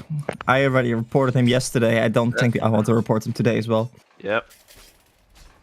The GMs, the staff team asked us if we want to report him after the game. I think Kronos is likely going to suffer in this game. Yeah, he's not gonna have a fun time here. Like, how is he Well. gonna be able to farm here? Yeah, I don't think he really should. Like, the Pearl doesn't even have a reliable way to cancel Electrician. No, there's a Q Look on at the the Electrician damage. actually. Yeah, Look at the damage, man. That's just one spell of each. yep. And I think the nice thing is that you don't need like a lot of levels in the queue for it to do damage. Oh, actually, the bottom lane, sorry, the top lane, sorry, they actually are going on the Artesia, but Revenor cannot queue because the Shackle actually prevents him from jumping there. The Artesia would have otherwise been in actually a lot of trouble, I would say. So, well played actually by the Berserker there. It was, sure was. Yeah, So, actually, yeah. it was already good to keeping the Q on the Ravenor, so he didn't leap towards the Artesia. Yeah. And we see Revenor also getting his E level 2 here. I kind of think I like that. It makes it so like that even if you get harassed a little bit here and there, it doesn't really matter that much. Because every time you hit your E on a creep. No. Like, okay, first of all, it's like 68 extra damage for last hits. Every second hit. Secondly, you heal up for approximately like 18 HP every time. Second hit. Oh wow, Pearl's so low in the bottom lane. I'm guessing they just like collapse on him again. And the Pearl, like if they jump the Pearl, the Chronos cannot really do that much to help him because. If he jumps in there, he's gonna be dead as well. Oh, we're gonna see Oh yeah, Sumerang on the Pearl absolutely. here. Oh, they are collapsing on the Pearl. The Pearl is going to fall, but they actually get a counter kill for that. I don't necessarily think that the Legion side is very unhappy with that. Oh wow, okay, top lane.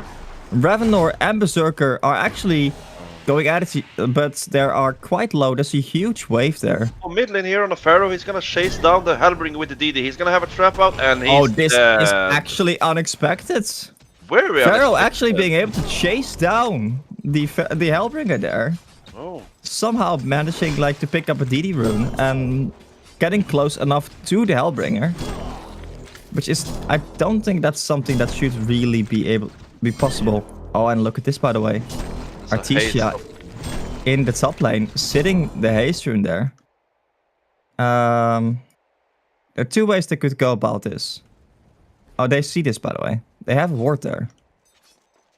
And he's just gonna run for it. That's his rune. The Pharaoh got his rune. What do you think about Pharaoh not getting a single point in W? You think that's a correct call here? Sorry, actually, as we see the Pharaoh rotating over here. He is really thinking about going. Oh, he wanna break I that bot? think... Oh, he missed it. Okay, so I've talked about the only hero I've seen play like a good Pharaoh. I've talked about FoC with this. Yeah. He said like that you're supposed to max your Q on Pharaoh middle. Yeah. Which is something I could definitely see. Wouldn't it be very situational though? Like, okay, for example now, he faces a Hellbringer. Hellbringer does not have a leap. He does not Oh, have actually, so in the top lane, look at this. They're collecting on the Artesia. Artesia is going to go down with Berserker. Is actually looking for a counter kill. And he's going to get that counter kill on the Demented Shaman. Demented Shaman not having a single point in the cave here. Oh, in the mid lane, Pharaoh actually gets dotted up. I think Pharaoh might be... yeah, he's going to fall. The last tick of the dot actually being quite enough to finish him off there. That is a huge kill for the Pharaoh. Sorry, for the Hellbringer. Because he also forced the Pharaoh to use the haste rune there. Yeah, sure did. He sure did. Oh, top lane here. Pharaoh's gonna get Yammer Berserker here. Oh, wow, they look at that heal bomb! The heal bomb They absolutely smashing through it. He hits the Q, and that is going to be a dead Berserker. The Qs from Artesia are not quite enough to actually finish him off. And the miss on the Pharaoh. Wait, is Artesia going to be able to know? He did not actually have mana to be able to finish him off there. The rocket from the Pharaoh going to miss. That would have been 160 magic damage, so not quite enough to finish off the Revenor there. That is well played by Demented there. That heal bomb just completely changed the outcome of that fight. In general, like a heal bomb against a melee hero is just something that you have to be careful of. You can really only play aggressive against the Demented Shaman if your creeps are pushing in.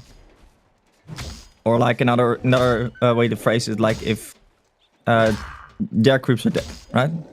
Yeah. Oh, because if you don't, that is approximately at this point 300 physical damage, which is quite a lot, as I think Revenor discovered. Yeah, we're gonna see a very unfortunate game by the Revenor. He TP'd bot. He wanted to get a game, but 3 creeps just slide past the other 2, so Revenor is run into the creeps, so he's gonna get spotted. That's so sad. Actually, Scrap does not have any mana, and I'm not sure. They're not really playing that defensive, but on the other hand, Pharaoh is here, so maybe they're actually looking to collapse. Oh, Electrician cancelling his grip. The 4x is here. We're seeing one more port. I think that's the Demented Shaman. Yes, it is. And Revenor actually finding the Electrician here. He's going on the Electrician. They're going in. Kronos jumping in, but Kronos is going to get stunned and mouse trapped, and he's instantly going to fall there. Revenor now in a bit of trouble. Revenor does have the cape up, so he's likely going to survive here. Scrap missing the mouse trap and is going to instantly fall here to the combination there. And the Revenor also goes down. Electrician using his stun there. Okay, we see Hellbringer now chasing down the Electrician and the Pharaoh. No more mana on either hero there. I think actually Hellbringer might be in a little bit of trouble. Because, oh no, he's going for the rune actually. If the Pharaoh had his ultimate there, I think Hellbringer would have been dead. Oh, actually, look at this. Hellbringer, suddenly with that DD, thinks, okay, let's just go. You wanna go, buddy? You and me 1v1 in the river right now. Yeah. And Hellbringer takes it home. It's like like we talked about, like we expected Hellbringer to just come out of the mid lane, and he's right now he's 400 GPM, and well, Pharaoh is 260. Are we gonna see they're gonna? No, actually, Hellbringer going for the kill here on both the the attrition and the scrap, but he's going to be so low, and one more auto attacks what he needed, but it's not going to be enough. Attrition with a proper skill, but this time actually being very tanky. However, oh, the rockets! The rocket is not going to be able, but the Pharaoh ultimate for sure is. Wait, there's no ultimate, there are no walls on the Pharaoh, so the Hellbringer almost just walked on out of there. Kronos using his ultimate, and he's going to not be able to get very much done here. Electrician just chasing them down. Electrician. Look at this Pharaoh. The rockets slowing them down is such a huge tool these days, right? Yeah, there's a 2-second stun. Slow. Yeah, and it's only 20%, but it's like the nice thing about the Pharaoh rocket is Pharaoh rocket doesn't have like a cast animation. Yeah. You can just cast it and then keep walking at them. Exactly. Also, I noticed that the electrician is not leveling his ultimate here. Which is something that I definitely do not agree with. Actually, oh wow, in the top lane, look at this. Hellbringer, Ravenor, and the Man Shaman all the way in the top lane now. The the Berserker is likely going to fall. That is good TP support. Berserker did not have his ultimate or anything like that, so Berserker not really having a good time here, but I don't think he necessarily needs to. Because the electrician currently is doing quite well. And I think the electrician is doing good enough to where he can start creating some space for his team. Hellbringer plus the Ravenor looking for some aggression in the top lane. We see one port in the top lane here. Oh wow, Hellbringer playing super aggressive it seems. Pharaoh with an Invis rune rotating over. I don't think they know this on the Hellbringer. Oh, sorry, on the Legion side. They do have a Revort in the lane there, though. So, if the Pharaoh is not careful, like now, then he's going to get spotted out. I don't know if you roll. Yeah, I saw. Only if you CC. So please go CC. Then they can rewrite the code. Perfect. Man, if they rewrite the code, just delete 4x. Just. Yeah.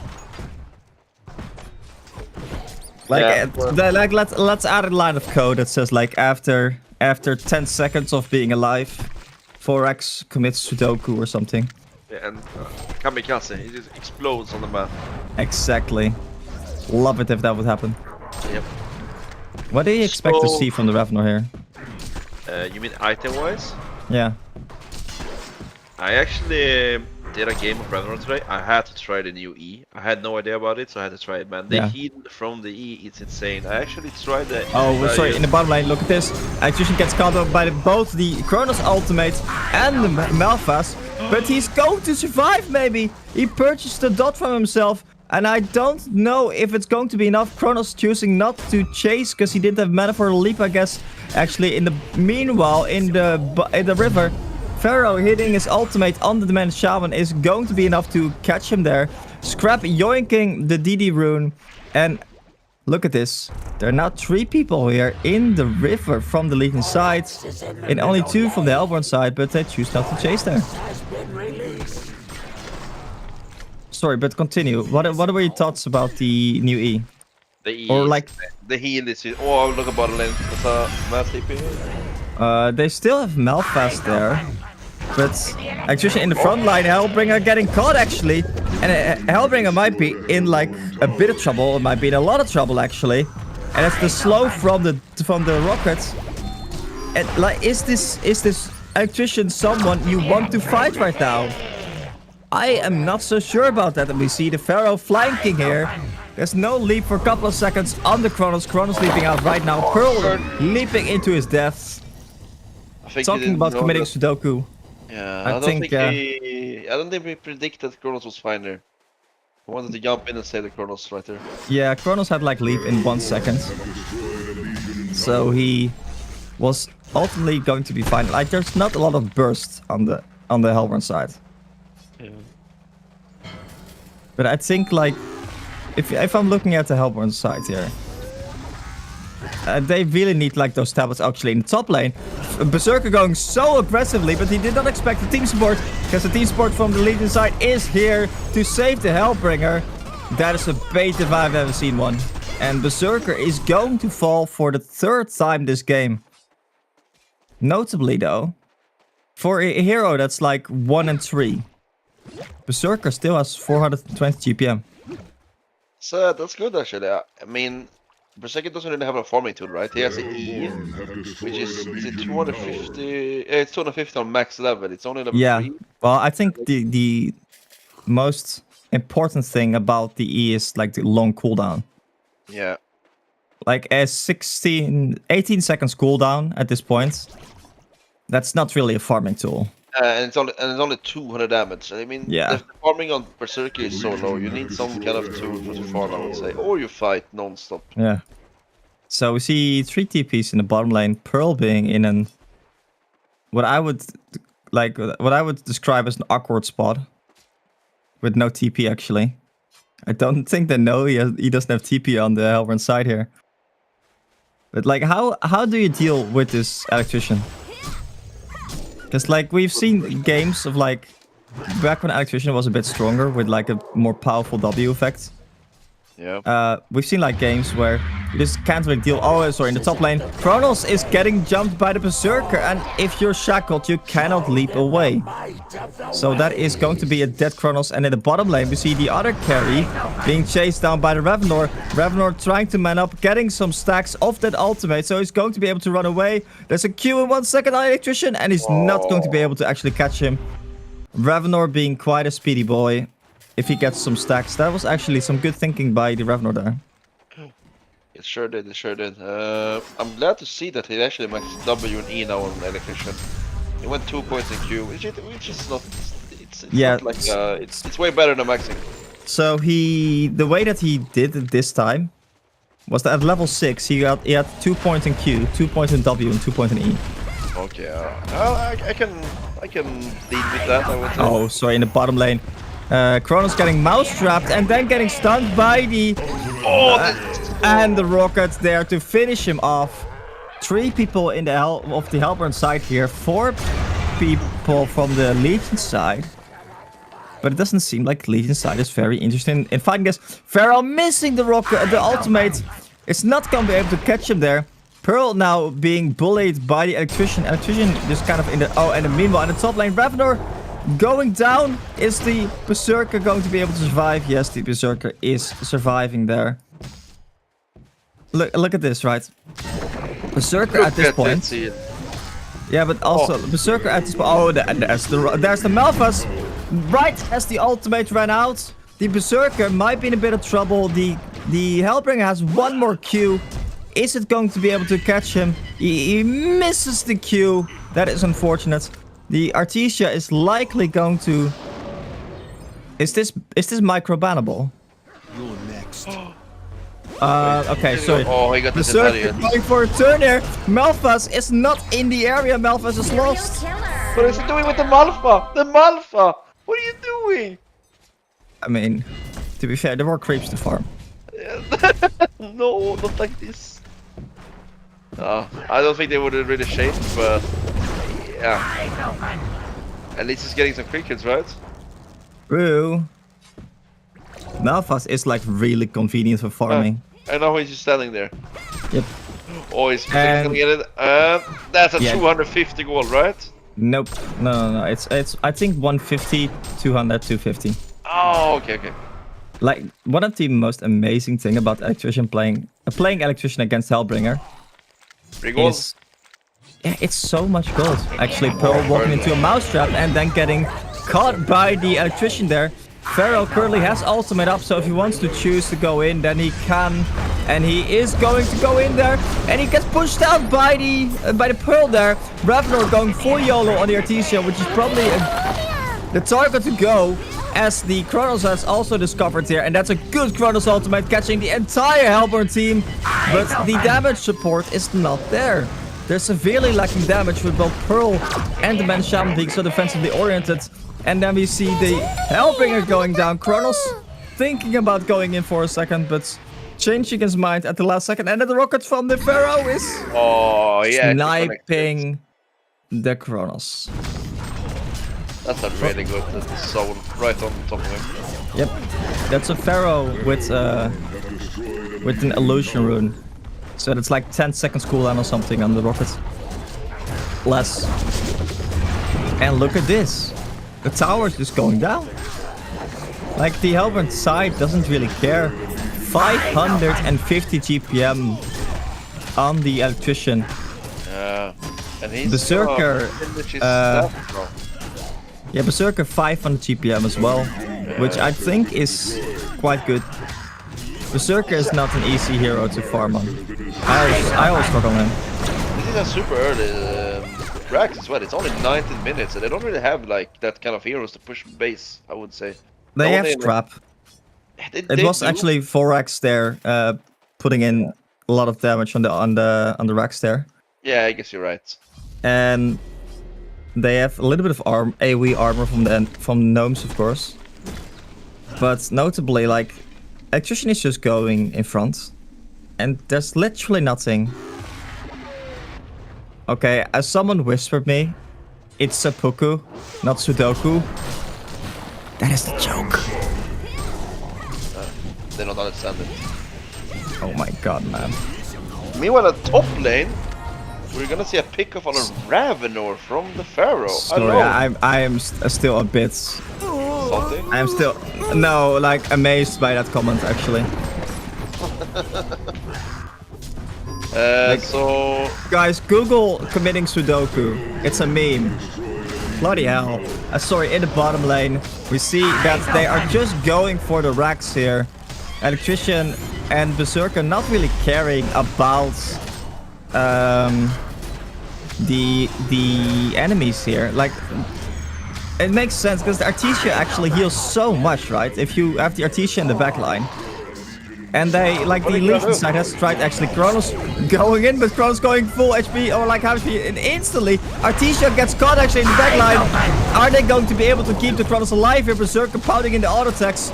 Electrician in the front line with that staff dealing so much damage to the enemy team. The Raptor is going down, Kronos is already down. You see Demand Shaman falling, Hellbringer running for his life. Pearl the only survivor in the Legion team. And the GG has been called. Yep. At this point, like, the Berserker is a hero that doesn't really care about something like a Ravenor dealing only magic damage, because Berserker doesn't really have any armor to speak of. Nope. The same thing like with most like strength carries, aside from, I would say, Malikan and maybe Predator with the passive armor now. So I mean, aside from Hammerstorm, like Malikan doesn't have any armor either, only magic armor. Right? Yep. Other strength carries just don't have armor, so like I see Ravenor still as mainly like a counter pick to like some specific agility heroes. Yep. Anyway, what are your thoughts about the game? I think it was very back and forward in the beginning, but I think the Legion really lacked. They should not have picked a dual core like hard carry. They needed someone to like run around a bit more. They needed a Pharaoh this game. Yeah, I think also there's like a notable overlap between Kronos and Ravenor. I think those are two heroes that you don't necessarily want in the same team. Because like they're more both of like single core lineup heroes, or maybe like dual core with like a nuker, like Bombardier, like Hag, something like that, you know? Yep. Hag is actually not a hero we've actually seen picked up like at all this tournament, have we? I don't think so, right? I think the hero is still extremely strong. I'm a bit surprised actually. Yeah, it sure is. Anyway, that's it for now. We are going to have like a next game in a little bit. I think actually this might be like history in the making, but we might actually be on time for the schedule. Yeah, we are.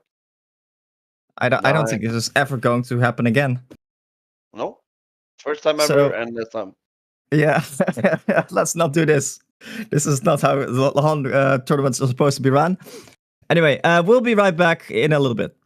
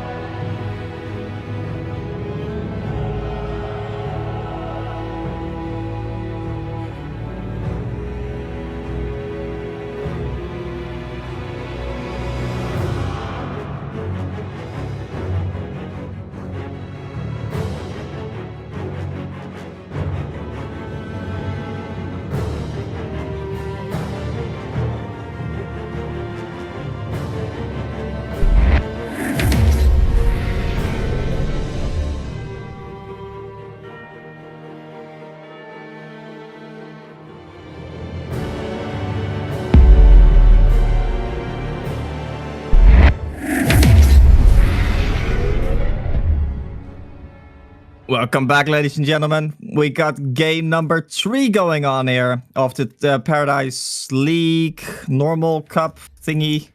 I am watching the game Wives versus Fellowship, joined not by Dossa but by Henke today. I think us 3 are just going to be cycling through to give the casters a little bit of a rest. My voice has still been suffering since yesterday. Henke, how you doing, buddy? I'm doing great, Dutch. Thanks for asking. Really looking forward to this game here. Turns out screaming for 8 hours straight is not great for your voice. Like, how could I have known? I feel it very hard after just the first game, Dutch. So this is new to me, but damn, you casters have a very hard... So info casting is not as bad because you can just kind of keep talking at like the same, just chill volume. But especially the shout casting, it is rough on your voice.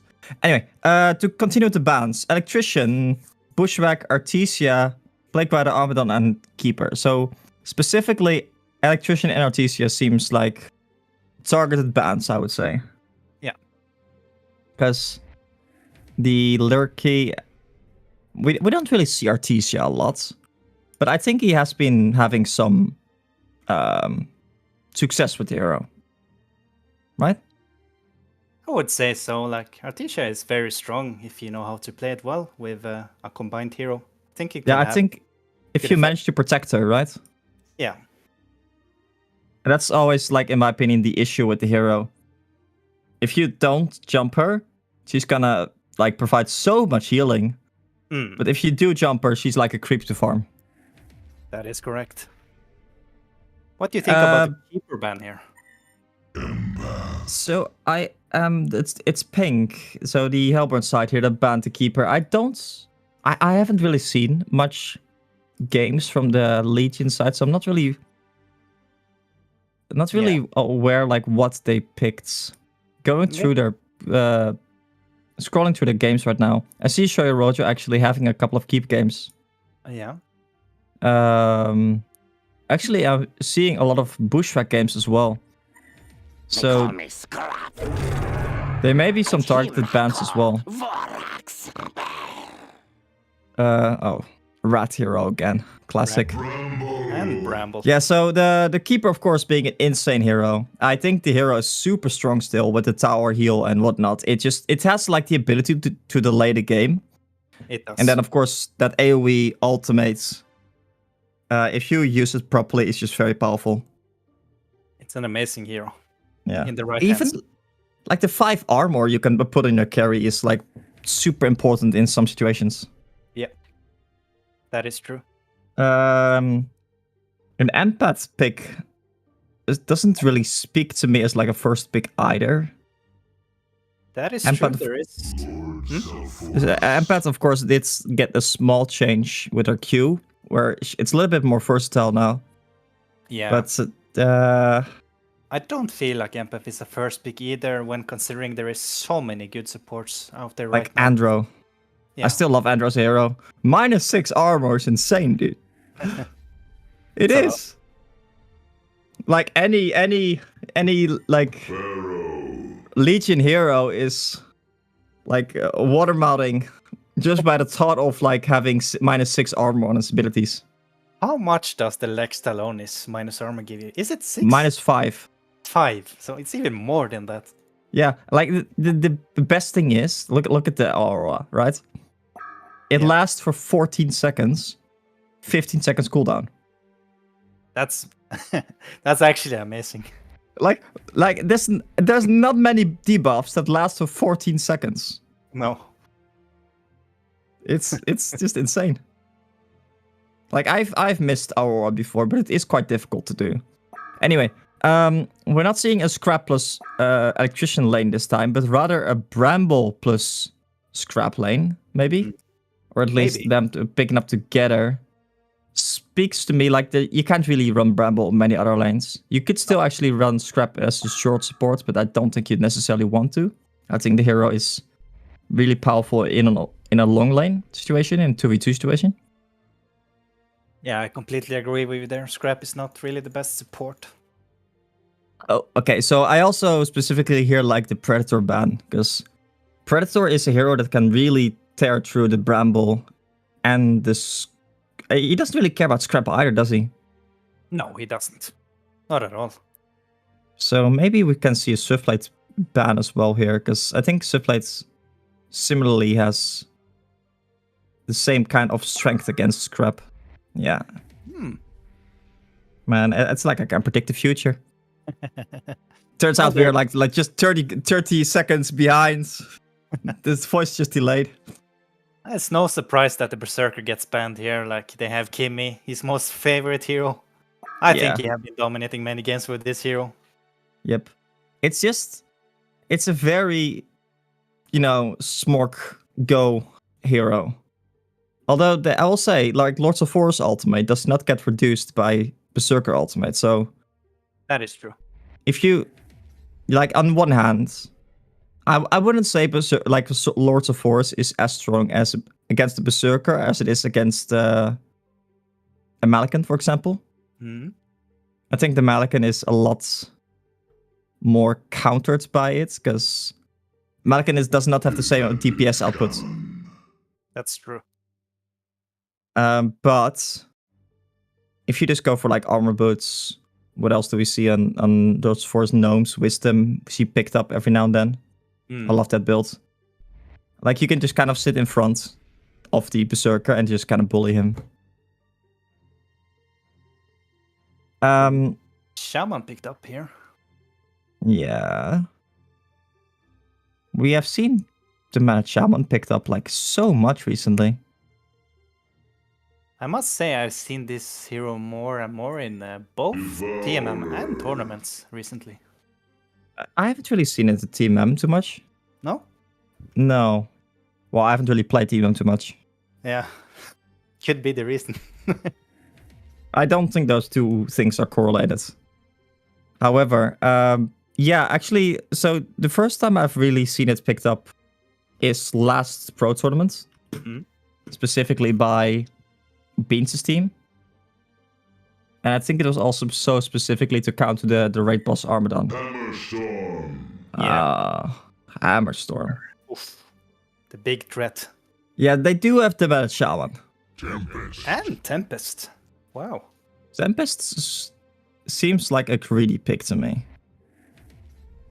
Because if I'm looking at the heroes in the Legion team, Yeah. there's like a lot of heroes that need farm. So both Sephora's and Hammerstorm are like soak heroes. You need to farm on those heroes for them to be... Like, you need them to be at least like 400 GPM for them to have a lot of impact. Pharaoh can suffer a bit. So I do like the Pharaoh here. Yeah.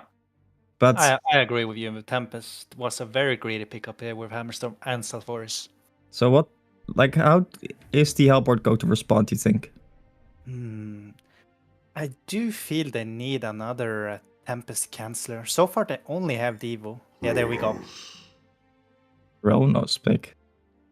Now, I will say there is not a lot of like ranged support for the Chronos. And also, the Empath is, of course, like a good counter against Chronos, as we've talked about before. Because if you just Empath jump the carry, even if the carry gets Chronos ultimated, you can still Storm. You can still Tablet. Let's get it on. You basically can just assist him. Yeah.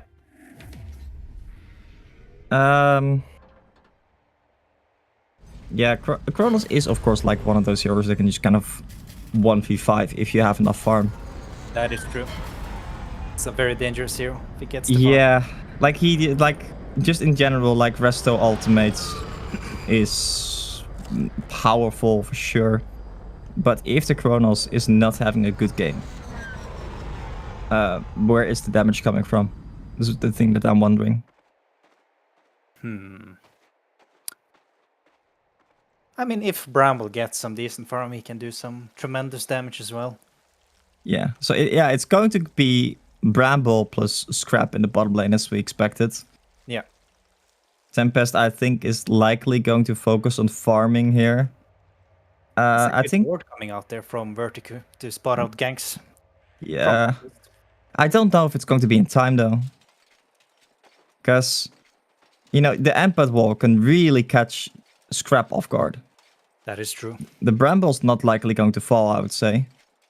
But also, like, compared to something like Electrician plus Scrap, Bramble plus Scrap has much more delayed initiation. Yeah.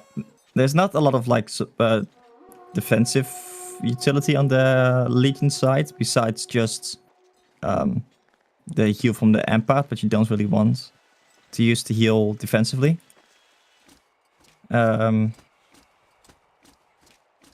So I think the Hellborn side, I would play this slowly as the Hellborn side. I would. You don't necessarily want to commit super hard. You kind of want to whittle them down with the Scrap and the Bramble. Empath counter the ward here. Oh, yeah. Bottom. Ghosting confirmed. Okay, mid lane. So Forest versus Devo. Who's favorite in your opinion? Definitely Salforis. Just Yep. too strong against Ivar. There's not really much you can do. Like in general, just like the 15 true damage is always something that's rough to go up against, right?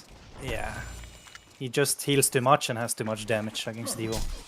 The only way I feel like you can kill a Salforis with a Devo is if you hook him into the tower at level 6. Maybe you can manage to kill him off then. Yeah, because like in general, also Sephoris just has so much like starting HP. Yeah, look at that harass. Yep. And now he needs to use his pot. Meanwhile, Sephoris still full HP. Yeah. So okay, that's likely going to be a victory, or sort of a good lineup for a matchup for Devour here. Devour, not really a hero we see on a plate on a position 2 very often, have we? No. You mostly see it roaming around. Yep. Being sneaky like Sunkbob. Sneaky sunk. So I think they're very happy with that matchup here. Also, what do you think about Hammerstorm not buying a Lunar Tier for the second time? Actually, in the bottom lane, we see Bramble going in with his Q. The Empath is going to be in a bit of trouble. Scrap does not have level 2 yet. That's a good wall, though. Wow. Empath's wall is going to be able to save his life. And he's going to be fine. But that was so much damage. It was. Without Scrap being level 2. They're getting really scary on the bottom lane with Scrap and Bramble when they hit level 3, I would say. In general, like... damage. In general, just level 2 is what you need. Because, like, look at the damage abilities on Scrap. Like, level 1 Zoomerang, 120 damage. Level 1 Mousetrap, 140 damage. It's a lot more than I expect. Or, like, than you can expect. Yet again, Empath does heal a lot with his Q. Yep. They're actually going to... put a little bit of back and forth here. Yeah. Okay, so no tier on the Hammerstorm, but he did pick up both a Chalice and a Battery. I specifically like the Battery here, because the enemy team is likely just to spam spells. And if you get the passive heal from the Empath, it's of course like just some nice sustain for yourself. But... definitely a good pickup. I think since the lanes are going quite even, I think Pharaoh is also doing quite alright in the top lane, and the bottom lane isn't losing. Oh, the mains are getting ahead, right? Top lane? Oh, sorry, top lane. Pharaoh is getting jumped by the Chronos. His Q is maybe saving him a little bit here. The Chronos cannot get an auto attack in. Pharaoh is not going to be able to survive there. I think his Hellfire was running out there. That's why he went for the last auto attack. He did some decent damage, but in the end, it's not enough to actually save his life or secure a turn kill. So that means that there is actually going to be a Bloodlust kill for Chronos, and that's pretty huge for him. Yeah. It's gonna speed up things for him a little. So, item-wise then, for the Chronos, what would you expect? What would you like? I would expect the classical steamboats with a thunderclaw. Oh, sorry, just cut you off there. In the bottom lane, we see Chronos. Sorry, I mean Hammerstorm going in together with the Empath on the Bramble, there's a haste of Forest coming in though, so Forest is smelling blood. A W from the Bramble on himself to try and save his life, but it's not going to be enough. There's a Forest there to pick up 2 kills. That is a really good rune to have. Amazing haste On a rune. Forest. Yeah, it's just... I just like actually realized Bramble W is a really good ability, but Sephora's just completely counters that. Yeah, it does. Because what it does is 30% of the damage you take gets applied as healing in like an AoE around you, but it's literally useless if you get Sephora's ultimate. So that's like a defensive tool that they can't really utilize properly.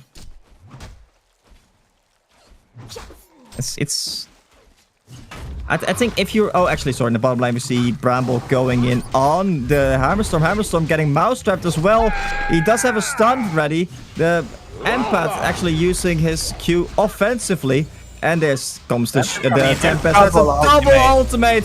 Hammerstorm coming in for some auto attacks. Hammerstorm might actually have to be careful here. Because the Strap is going for the turn kill. The Mousetrap doesn't hit the second time. I don't think it's... middle actually. Oh! Both faults. Devo and Sephora's goes down. I think that is something that Devo is more than happy with actually. Because Devour only being... Oh no, Devour is actually 300 TPM. Sephora's being a little bit higher. But I would say it should be easier for the Sephora's to kill the Devo than the other way around. Yeah, definitely. Going back to the Chronos actually, because I don't think we finished our thought about that. So, very simple. Cleaver or Hypercrown or Aquans. I think we're gonna see... Oh! It's in the middle lane. That's a huge hook from Devour. The Sephora's might be in a bit of trouble. The Pharaoh there to save his life. Tempest also there. The Devour might be in a little bit of trouble. We see Chronos pouring in. That's a Chronos ultimate on top. Sephora's is going to likely fall here. However, I see no more mana on the Chronos. And that's a good wall and a great hook. That was an insane hook from Devour, saving the Chronos life. Chronos without any mana there in a very awkward spot. Devour... Is this just Chunk Pop on a Smurf? I feel like it is, isn't it? It has to be. That was a great hook. Oh, when I look at the bottom lane, we see Demanded Shaman, Bramble, and Scrap all here. Is hiding, actually. So, wow. Demanded Shaman actually... they're just sitting in the trees there for quite a while, I believe. Hammerstorm thinking about going in. That's the rocket from the Pharaoh, but it's not going to be enough. And they want to go in, but they both die to the turn kill. I think the Demanded Shaman heal did so much work there at the end. Yeah. Slightly overcommitting there on the Hammerstorm and Empath. Yeah, like Hammerstorm being a bit more ballsy than he probably should be at such low HP. Yeah. We see Sephora's clearing up some stacks. Yeah. I'm gonna be honest with you. I feel like he should not be in the jungle right now. Where do you feel like he should be then? Just pushing out middle lane as much as he possibly can. I think since Devour is mid lane, you should not get hooked. In theory. Right? Yeah, you're right. In theory. Because like Devour is really scary to play against. If like there's not a carry that, oh sorry, not a stun that can set up for him. Or when you can't see him. Meanwhile, speaking of Devours that you can't see, and that's a hook. That's a huge hook. There is a Tempest with an ultimate though, so the Mousetrap is going to lock him down for now. And that's a 4-man ultimate. The Sephora's in the midst of it all is going to have a Q up, and that's going to be a quad kill for Lords of Force. Chronos being the only survivor. Chronos running for his life right now. Sephora's is on the chase. Sephora's smells the annihilation, and he's not going to get it. Honestly, that is just like bad manners from the Chronos, isn't it? Yeah, he should definitely just die on purpose there to give him the annihilation. Like I think we can forgive him. Like you said, just as lag.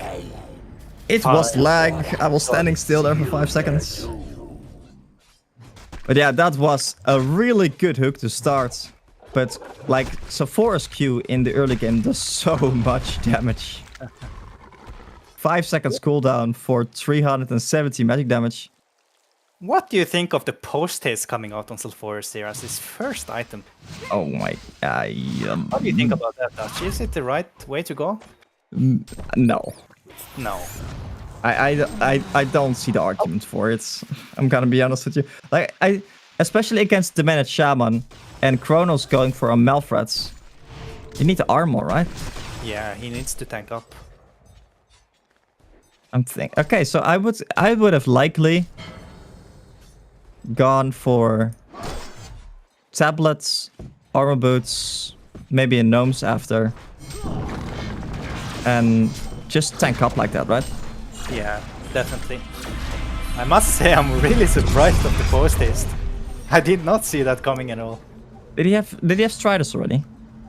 No, it Ghost Marches, right? No, did he? I'm not sure. Maybe I don't think I ever saw Ghost Marchers. Okay, I'm going into the Wayback Machine. Checking stream back now. People coming out there on the Emperor. Sorry, there's a hook on the Amped. Amped in a bit of trouble, and that's a huge ultimate from Kronos. Kronos getting a 3-man ultimate in the back line, but he has to go back now because he gets Sephora's ultimated. Bramble on the front line. Bramble no ultimate specifically. Tempest is very low. He's going to get chased down by Devourer here. Devourer is going to get the kill, but Devourer is so low. Sephora's with double damage, chasing them down. And only the 2 supports are back alive here. Sephora's is cleaning them up left and right. The Managed Shaman also going to fall. And another hat trick. Like, there's a force on the roll here. You can't be stopped. Strong. Yeah, like, the Sephora's at this point. I would say that was a good ultimate by Kronos, right? Definitely a good ultimate. But as I think we talked about before, he just kind of started hitting them and he hits like a wet noodle at the moment. Yeah. So it's no range support, no range DPS. If like this was like a Bombardier in the mid lane instead of like a Devo. I think there was 3 deaths there. Yeah. They don't really have that much damage unless his whole team is ready for Kronos ultimate. Yeah. They don't have a lot of damage in general, I feel. Because like Scrap is more about like incremental damage. Actually, Devour getting a hook here on the Hammerstorm. He dodged the Kronos Q with that hook, you could say. Yeah. But in the end, he's going to die the Hammerstorm there. I think Hammerstorm is not really having a good game, right? He's definitely not. He's 0-3 and 320 GPM. Because in that fight in the top lane, all that time the Hammerstorm was just chilling in the jungle. He wasn't even there. Actually, we do see Sephora's pick up the domes here, so I do like that. That's a good item. Yeah. I think just in general, like the team item. Or the team, how do you call it? Presence that like the domes provides is always insane. Yeah.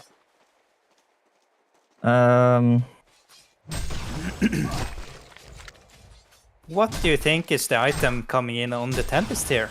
With another Pickle Brain. Is that a Jade Spire? I'm guessing. Yeah. Maybe his team like told him to get a brain and he took it too literal. That always happens, right? Possibility. By Pickled Brain, Noob Tempest. Yeah, that's going to be J-Spire. I said a Manitou pickup. Interesting choice there. Would you rather like to see like a PK or any other items? Shrunken, right? Shrunken, very good. So I would have liked a Gnome's Wisdom on the Tempest if you didn't already have one on the Sephora's.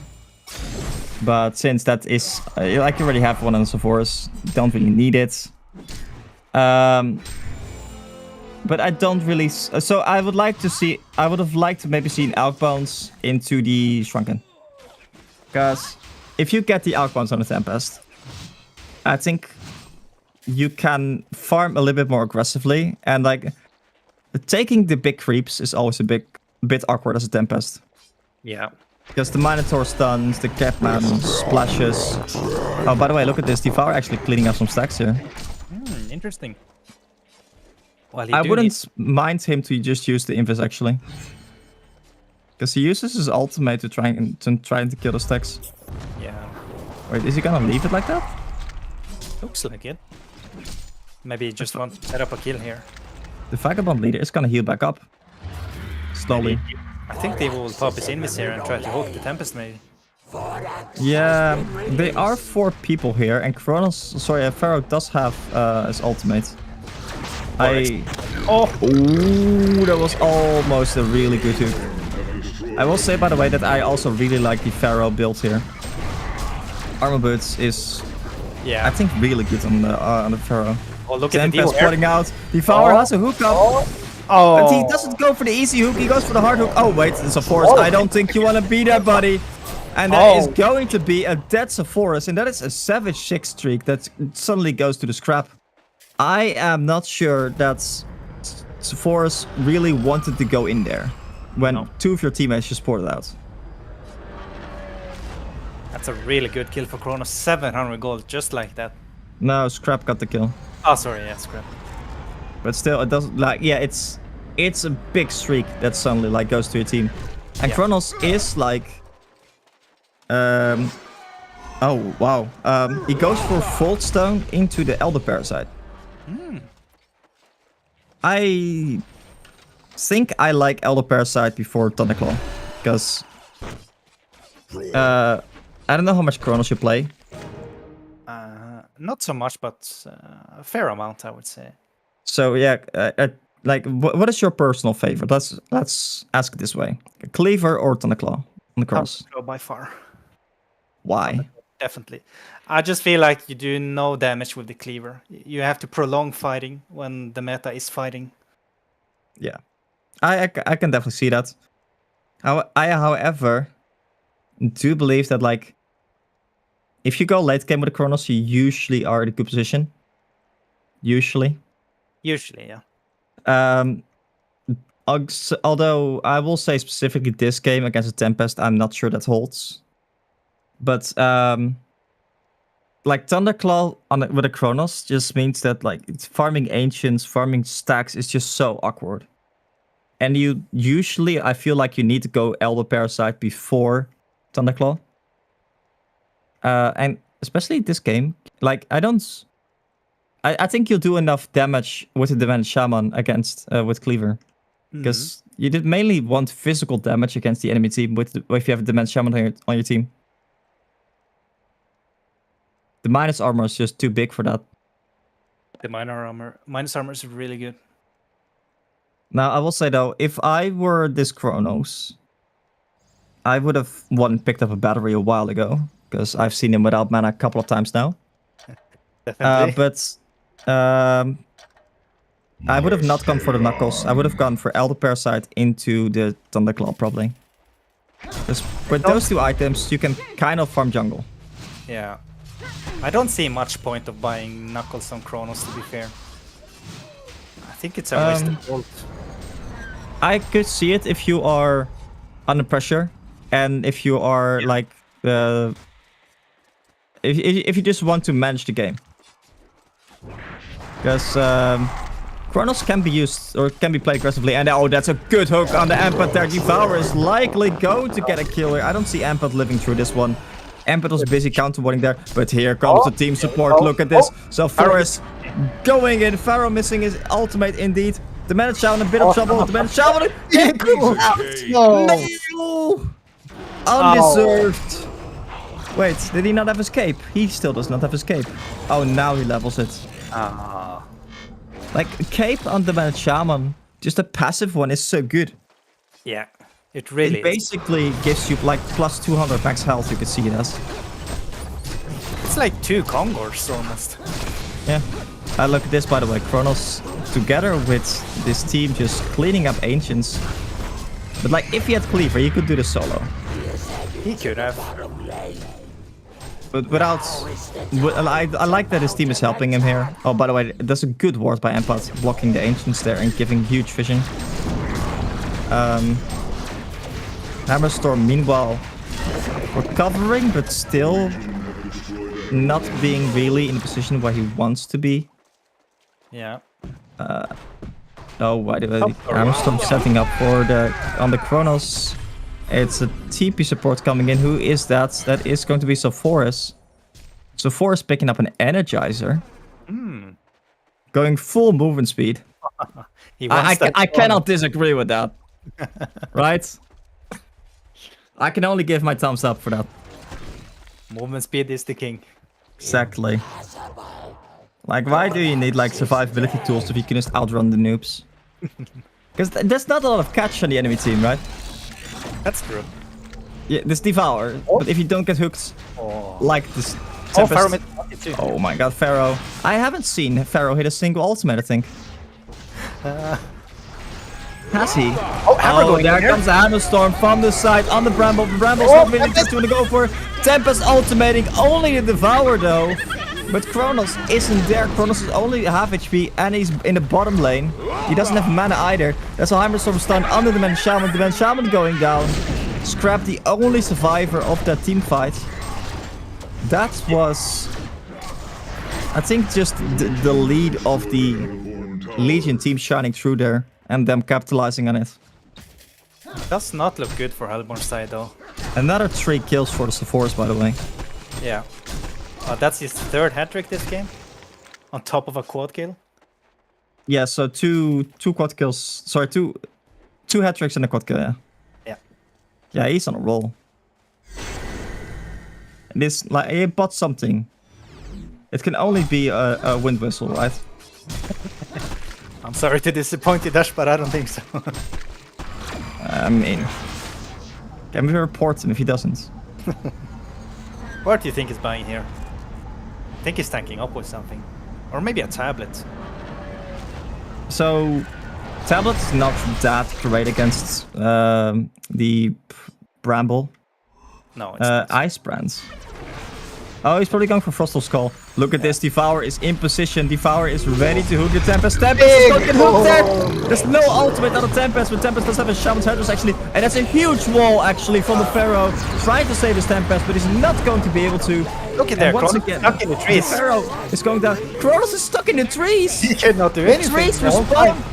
It started saving his, like, the team's life, and that's a good Kronos ultimate. They're able to finish up the Sephoris. Another big streak going this time in favor of Kronos.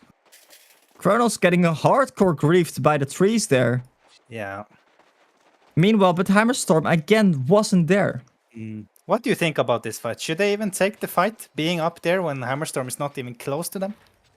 Specifically because they did not have, like, a Tempest ultimate. That's true. I think they were overconfident because of the ward.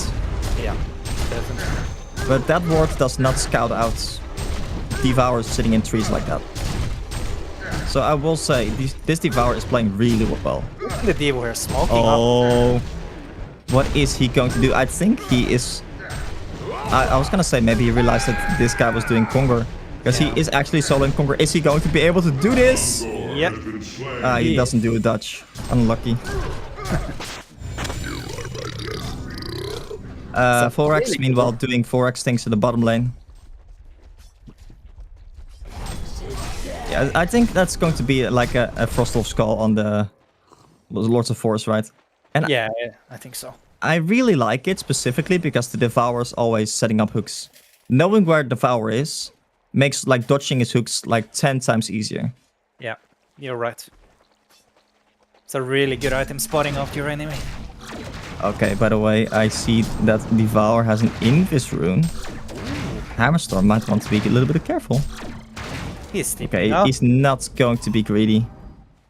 Oh, I just saw Sephoris pick up a light brand. Oh, it's a Dawnbringer. Yeah. I mean, I don't hate it. But I don't like it either. I think the Frostful was better, but... Yep. He has bought it now. So I think if you needed more carry potential, I could see the Dawnbring on the Sephoris. Because Sephoris can like just... Shaman here going in, getting picked off.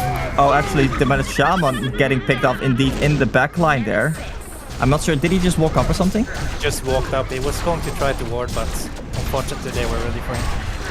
Okay, what about if you were to get, what is it called? The minus, Arm of the Mad Mage on slain. Oh, and that is a token. That is a token.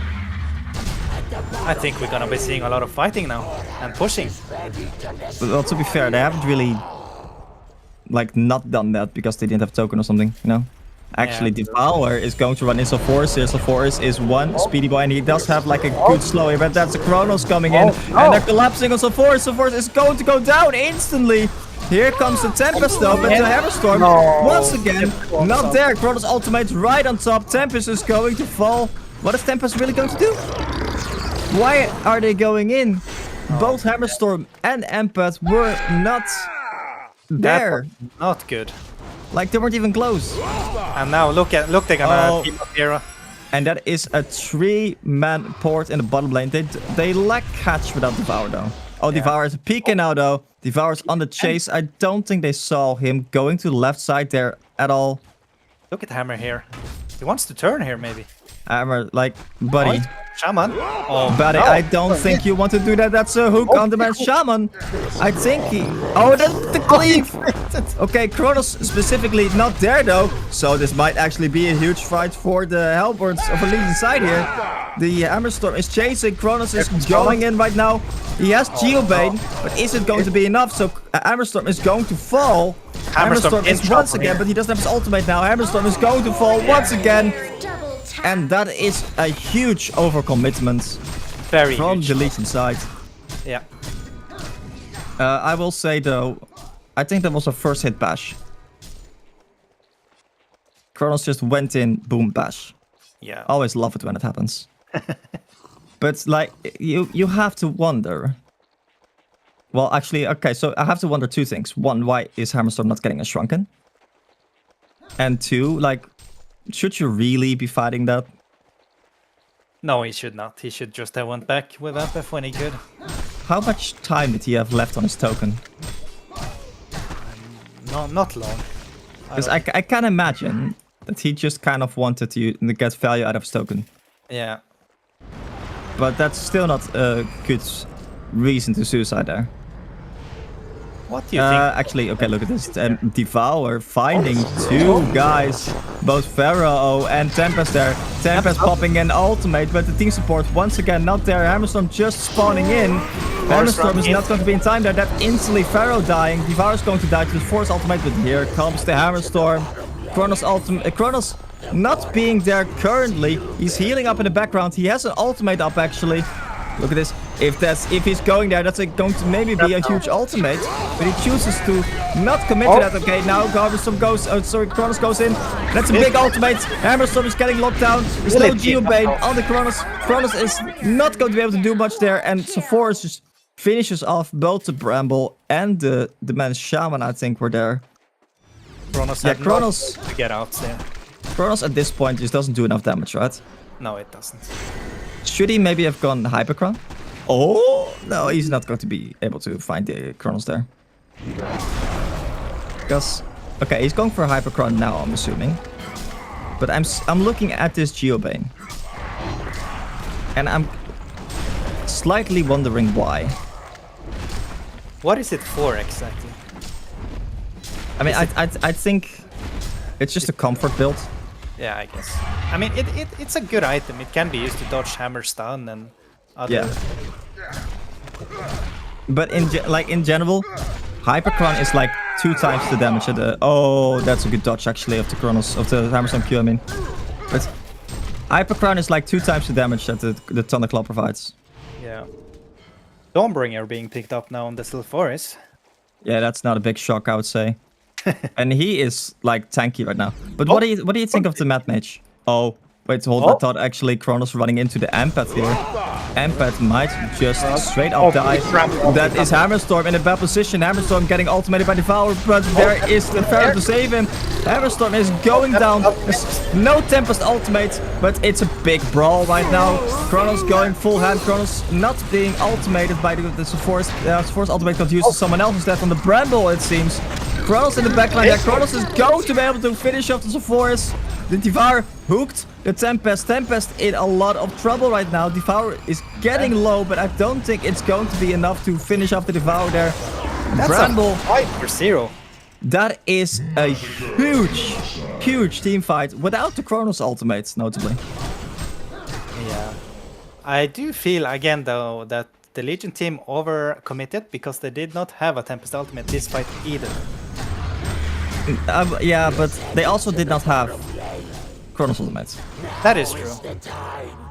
I think actually a big thing that happened there was Sephora's ultimate not ultimating the Kronos. Yeah. Or Sephora's not ultimating Kronos. He ultimated the Bramble with a barrier. True. Not the best choice.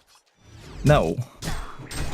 Because if he ultimates Kronos there, specifically because they also have like the Manet Shaman and like Kronos using Elder, I think Kronos just kind of dies there, right? Yeah, I think so.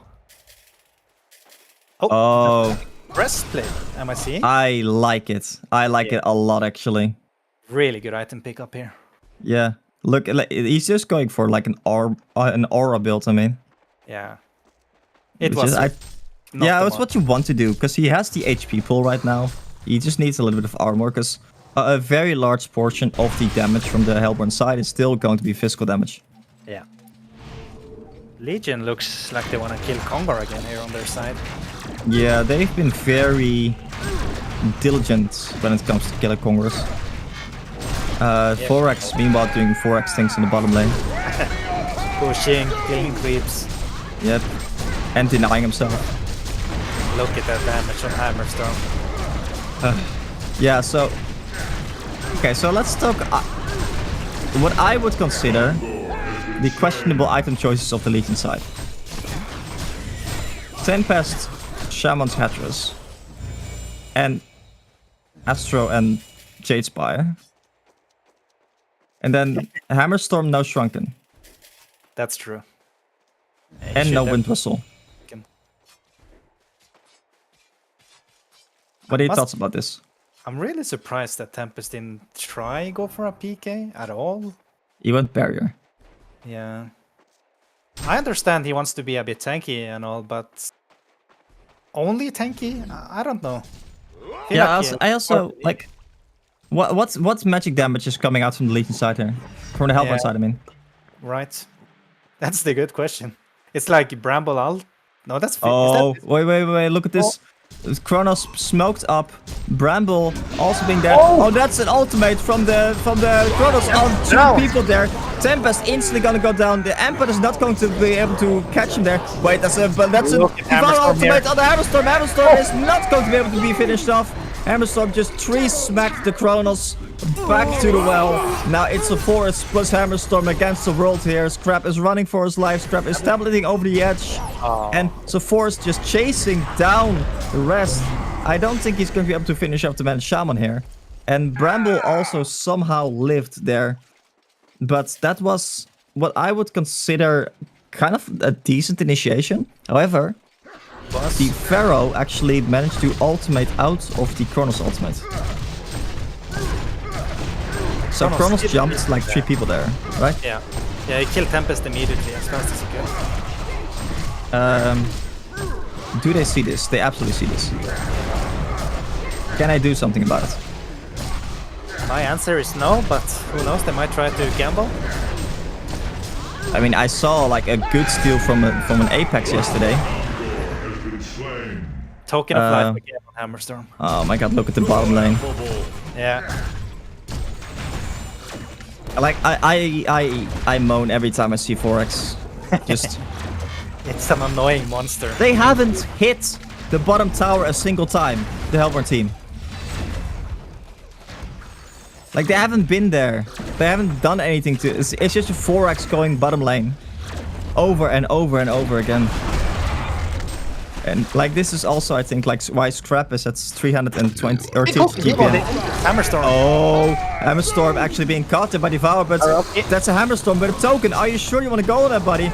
Okay, Devour surviving for now. Kronos jumping in. The Pharaoh is going to fall. Hammerstorm for once making the smart decision to go back instead of forward.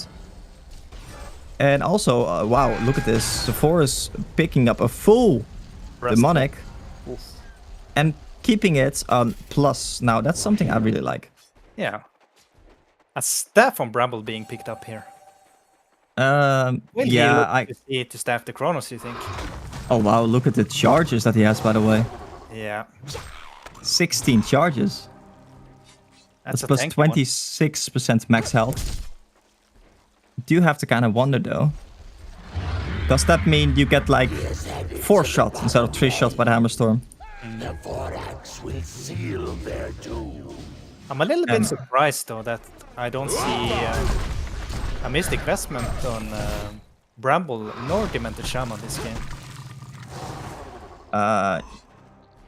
Well, Bramble has a barrier. That is true. I am griefing. So I think like if he were to pick up a Mystic Vestments right now, that would be grounds for like a report. Forgive me for that.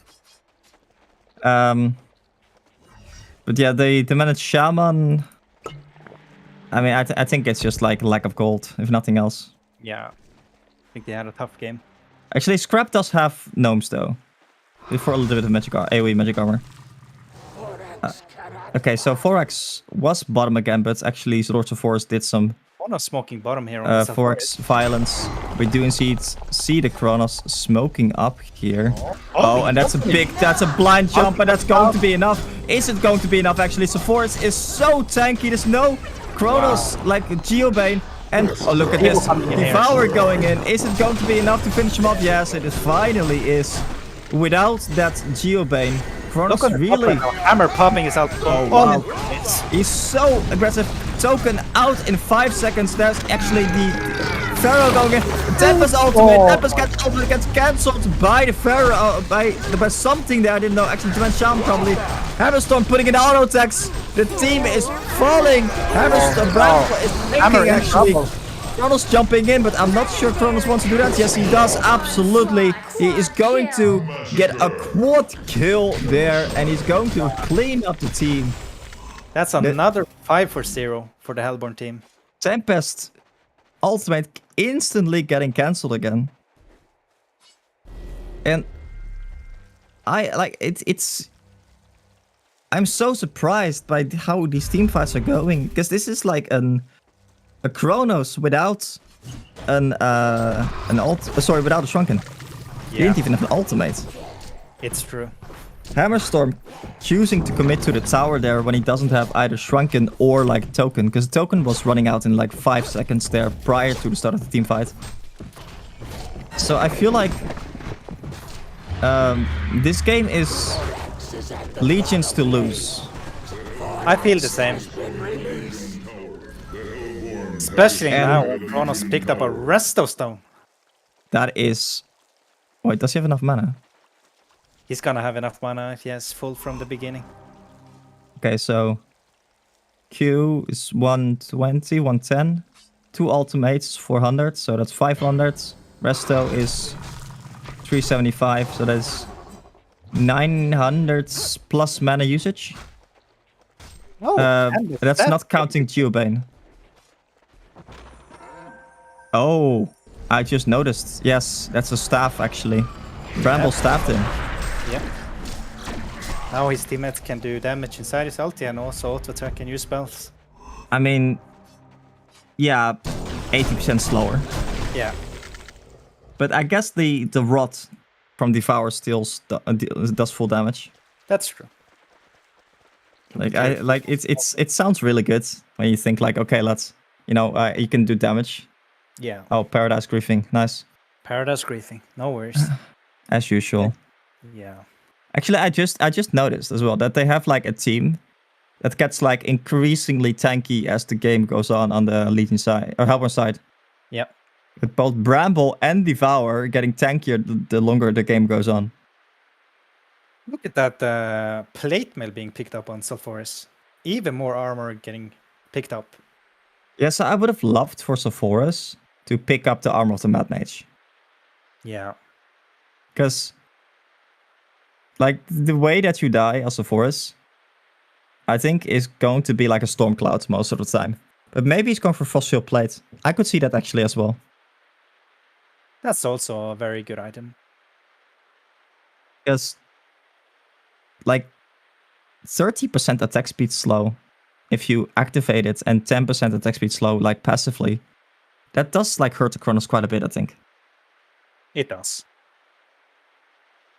So what do you think is the hammer choice of items here? He's going towards a Behemoth's Heart or a Symbol of Rage? Bloodborne Maul. Bloodborne Maul might be it. Absolutely.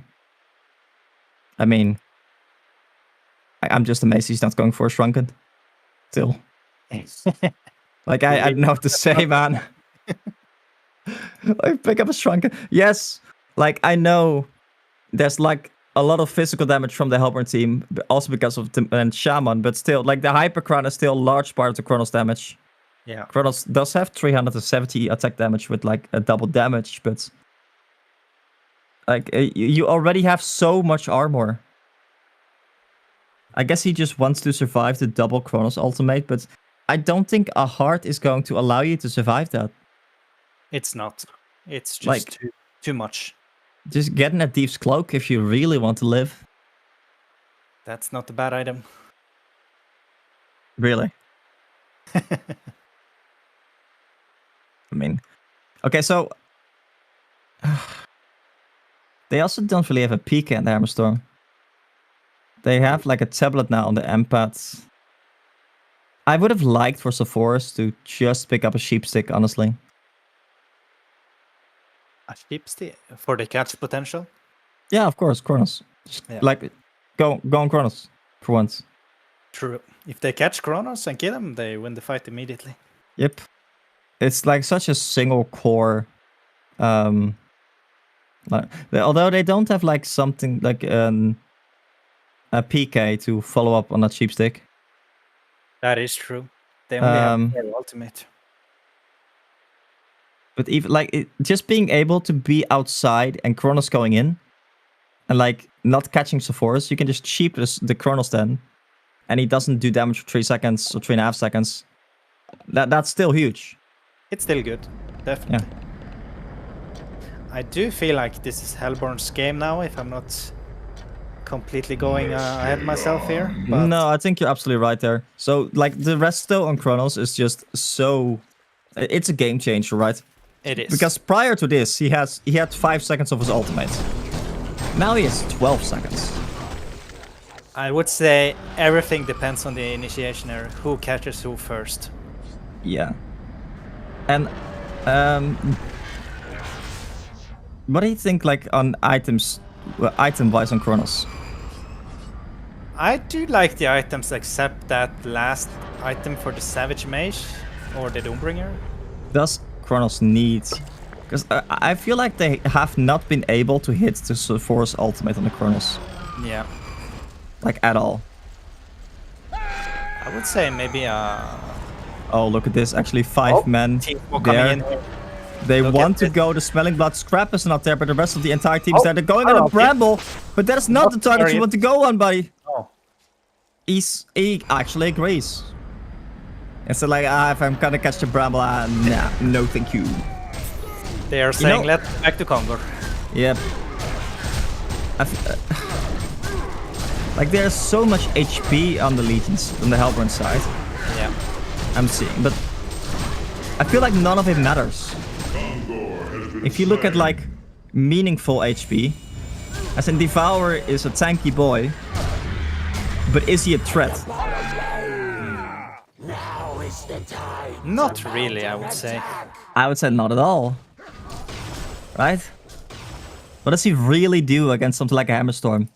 He can lock down the Hammerstorm. Actually, Hammerstorm might be in a bit of trouble here. Kronos, Devour, and actually... Oh, that took... No, it's not going to be enough. Devour not really having the farm for something like a staff here. But... Now Honestly- look at them here going on the top lane. You think they're going for the push here? All in for the push? I think so. They don't have proper vision here. That's like a 5-man TP back. Kronos wanting to go in. That's just a solo mate on the on the Sephoris. Actually, Hammerstorm also walked into that. There's one more ultimate from the Kronos ultimate. sorry, Tempest ultimate on the Kronos. Kronos getting locked down.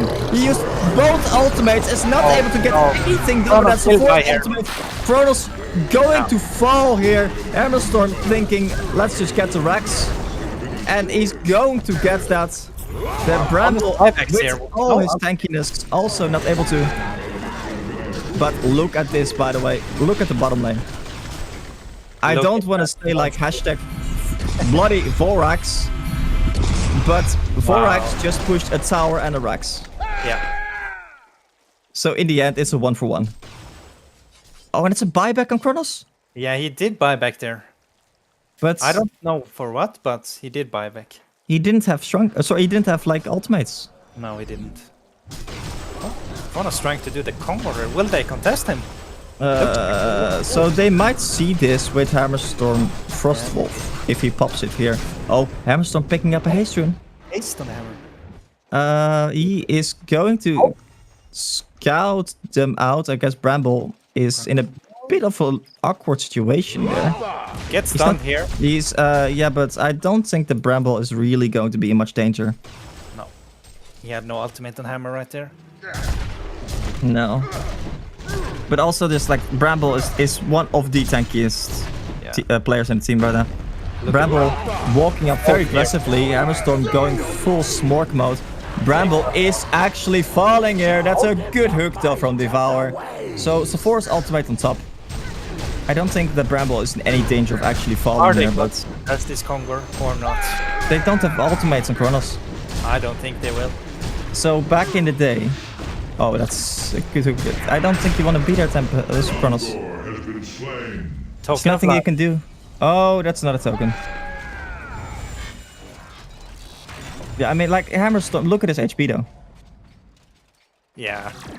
Oh, I actually love the fact that he went for stats here. Yeah. It's not movement speed. I would have gotten, like, 2 points in movement speed at least. So he got at least a little bit higher than 350. Yeah. But he currently has plus 600 max health. They're falling back here. They don't want to push against the Devo hook and no ulti on Hammerstorm. Yeah, and also, like, Sephora is dealing with the 4x in the middle lane. Because 4x again was once again on a mission to destroy all the buildings in the Legion side. He did pick up the Frostful Blade, as you said. Wait, what is Tempest doing? Tempest being a bit greedy up there, huh? I mean... Oh, that's a sheepstick on scrap coming out. Oh, that's huge. That's That is absolutely huge. I think that's like the item that's... So, also, I think, by the way, staff on Devo is in the making. Yep. I think so too, Dutch. This is Like a step coming. Yeah, so Devo is doing the thing that I always do, or the mistake that I always make. Instead of like just buying the items, he's saving up 3k gold. Like, it's nice to have the option, you know? I understand the sentiments. Yeah. Because if they're pushing, going for the racks or something, and you only have like 3k, like the glowstone is not going to do anything. No, it's not. Oh, and it's a 5-man smoke here. I don't think they got scouted out at all, so this is going to be likely a very important team fight in a couple of seconds. Hammerstorm in a very aggressive position. Hammerstorm only has like a token for 1 more minute though. Empath putting up a ward there. I don't think they saw that at all. Devour walking up, getting a ward of himself. He missed the hook. Oh, I think they saw that. I think they saw it with the water side. That was a good ward from the Empath. I think otherwise, it may have been the case that he got hooked there. Honestly, like if I Devour, just farm top lane, farm 200 gold, sell bottle, get staff. That's the way to go. Because do you really need bottle at this point? Did I just see a Doombringer ping up on Kronos here? Yes, I did. That's a Doombringer Kronos. I think like if he gets a Force ultimate, doesn't he just die though? He's 1600 HP. Yeah. He might need to ulti the Salforce here. He's going to have to ultimate. He can't really... Okay, so I think Pharaoh should be close to his Bard armor. Pharaoh is not having a game this today. No, He's 0, 8, and 17, and I think he's mainly hit creeps with his ultimate. But on the other hand, look at his HP, 2.5k. 2.5. Max HP. He went for max stats as well. Everyone in their team, I believe. Wait. Yeah, Tempest also max stats. So 4 is 1 in movement speed, the rest in stats. And the Empath max stats. Even Empath got 1.8k HP. These 6 Kongors is like tanking up the team by a total extra amount of 3k HP.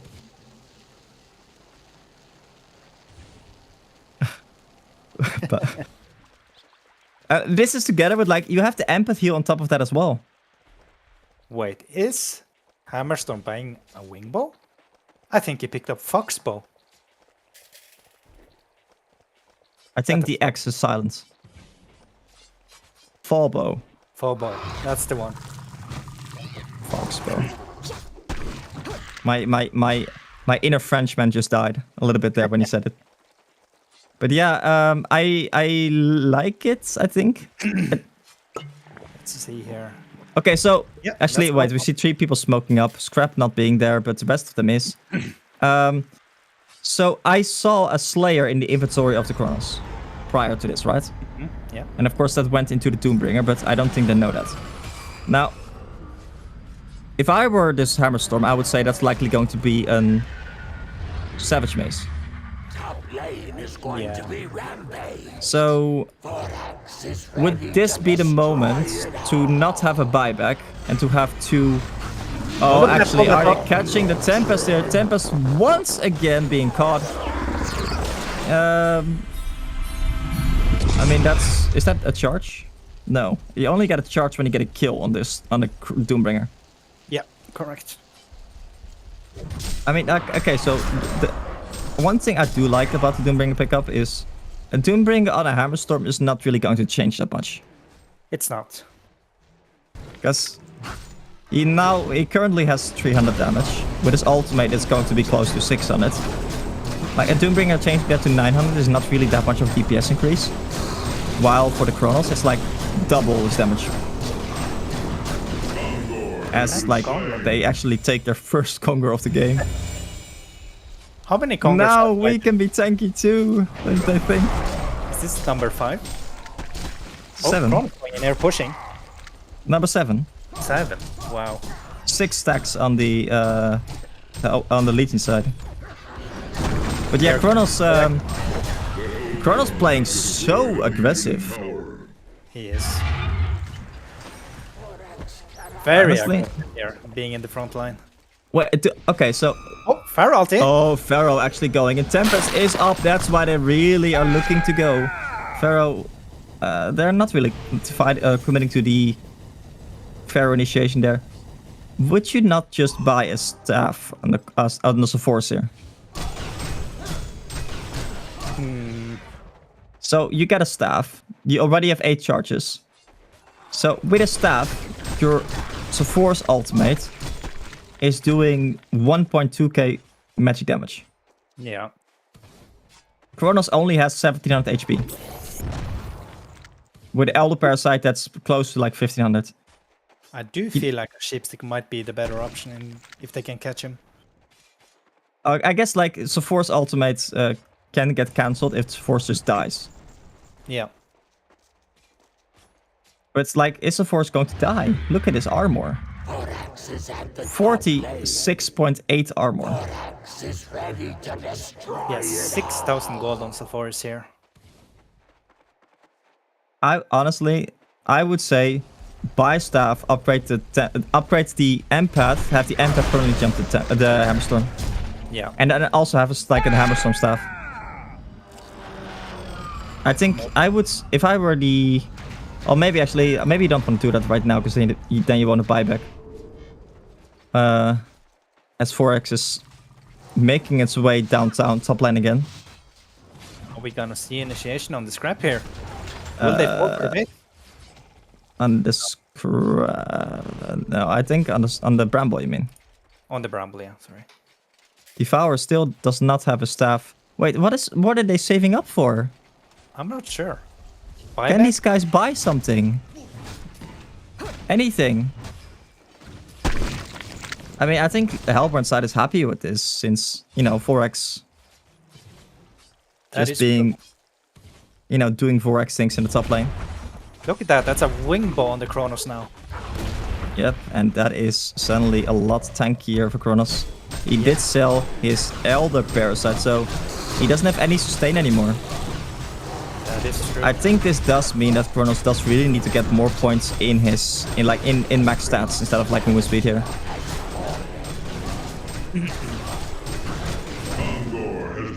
I hope he does that. No, he goes another point in movement speed. Maybe I don't think it's going to help him as much as like 100 HP would. Because this is like one of the problems of the Kronos. I talked about this yesterday a little bit as well. He has only 1.5 strength per level, which means that he does not end up as a very tanky hero. That is true. That's a sheep on the Sulfuris getting picked up. Was it? Okay. That's probably a good idea against the rest of Kronos with no Shrunken. Like, I do... These teams do know that Shrunken is an item, right? Like, both teams... Just refusing to pick up a Shrunken head is... Let's go back to what you say, Dutch. Sorry. No, go for it. What did I say? Because I forgot. Watching Devo having 5k gold in his inventory. Yeah. Is it going to be a codex? Item on him here. Would it be a staff? It has to be a staff. If he Right. can. I can't like imagine a single other item that would be good. No. But I'm guessing he's saving up for a buyback. On one hand.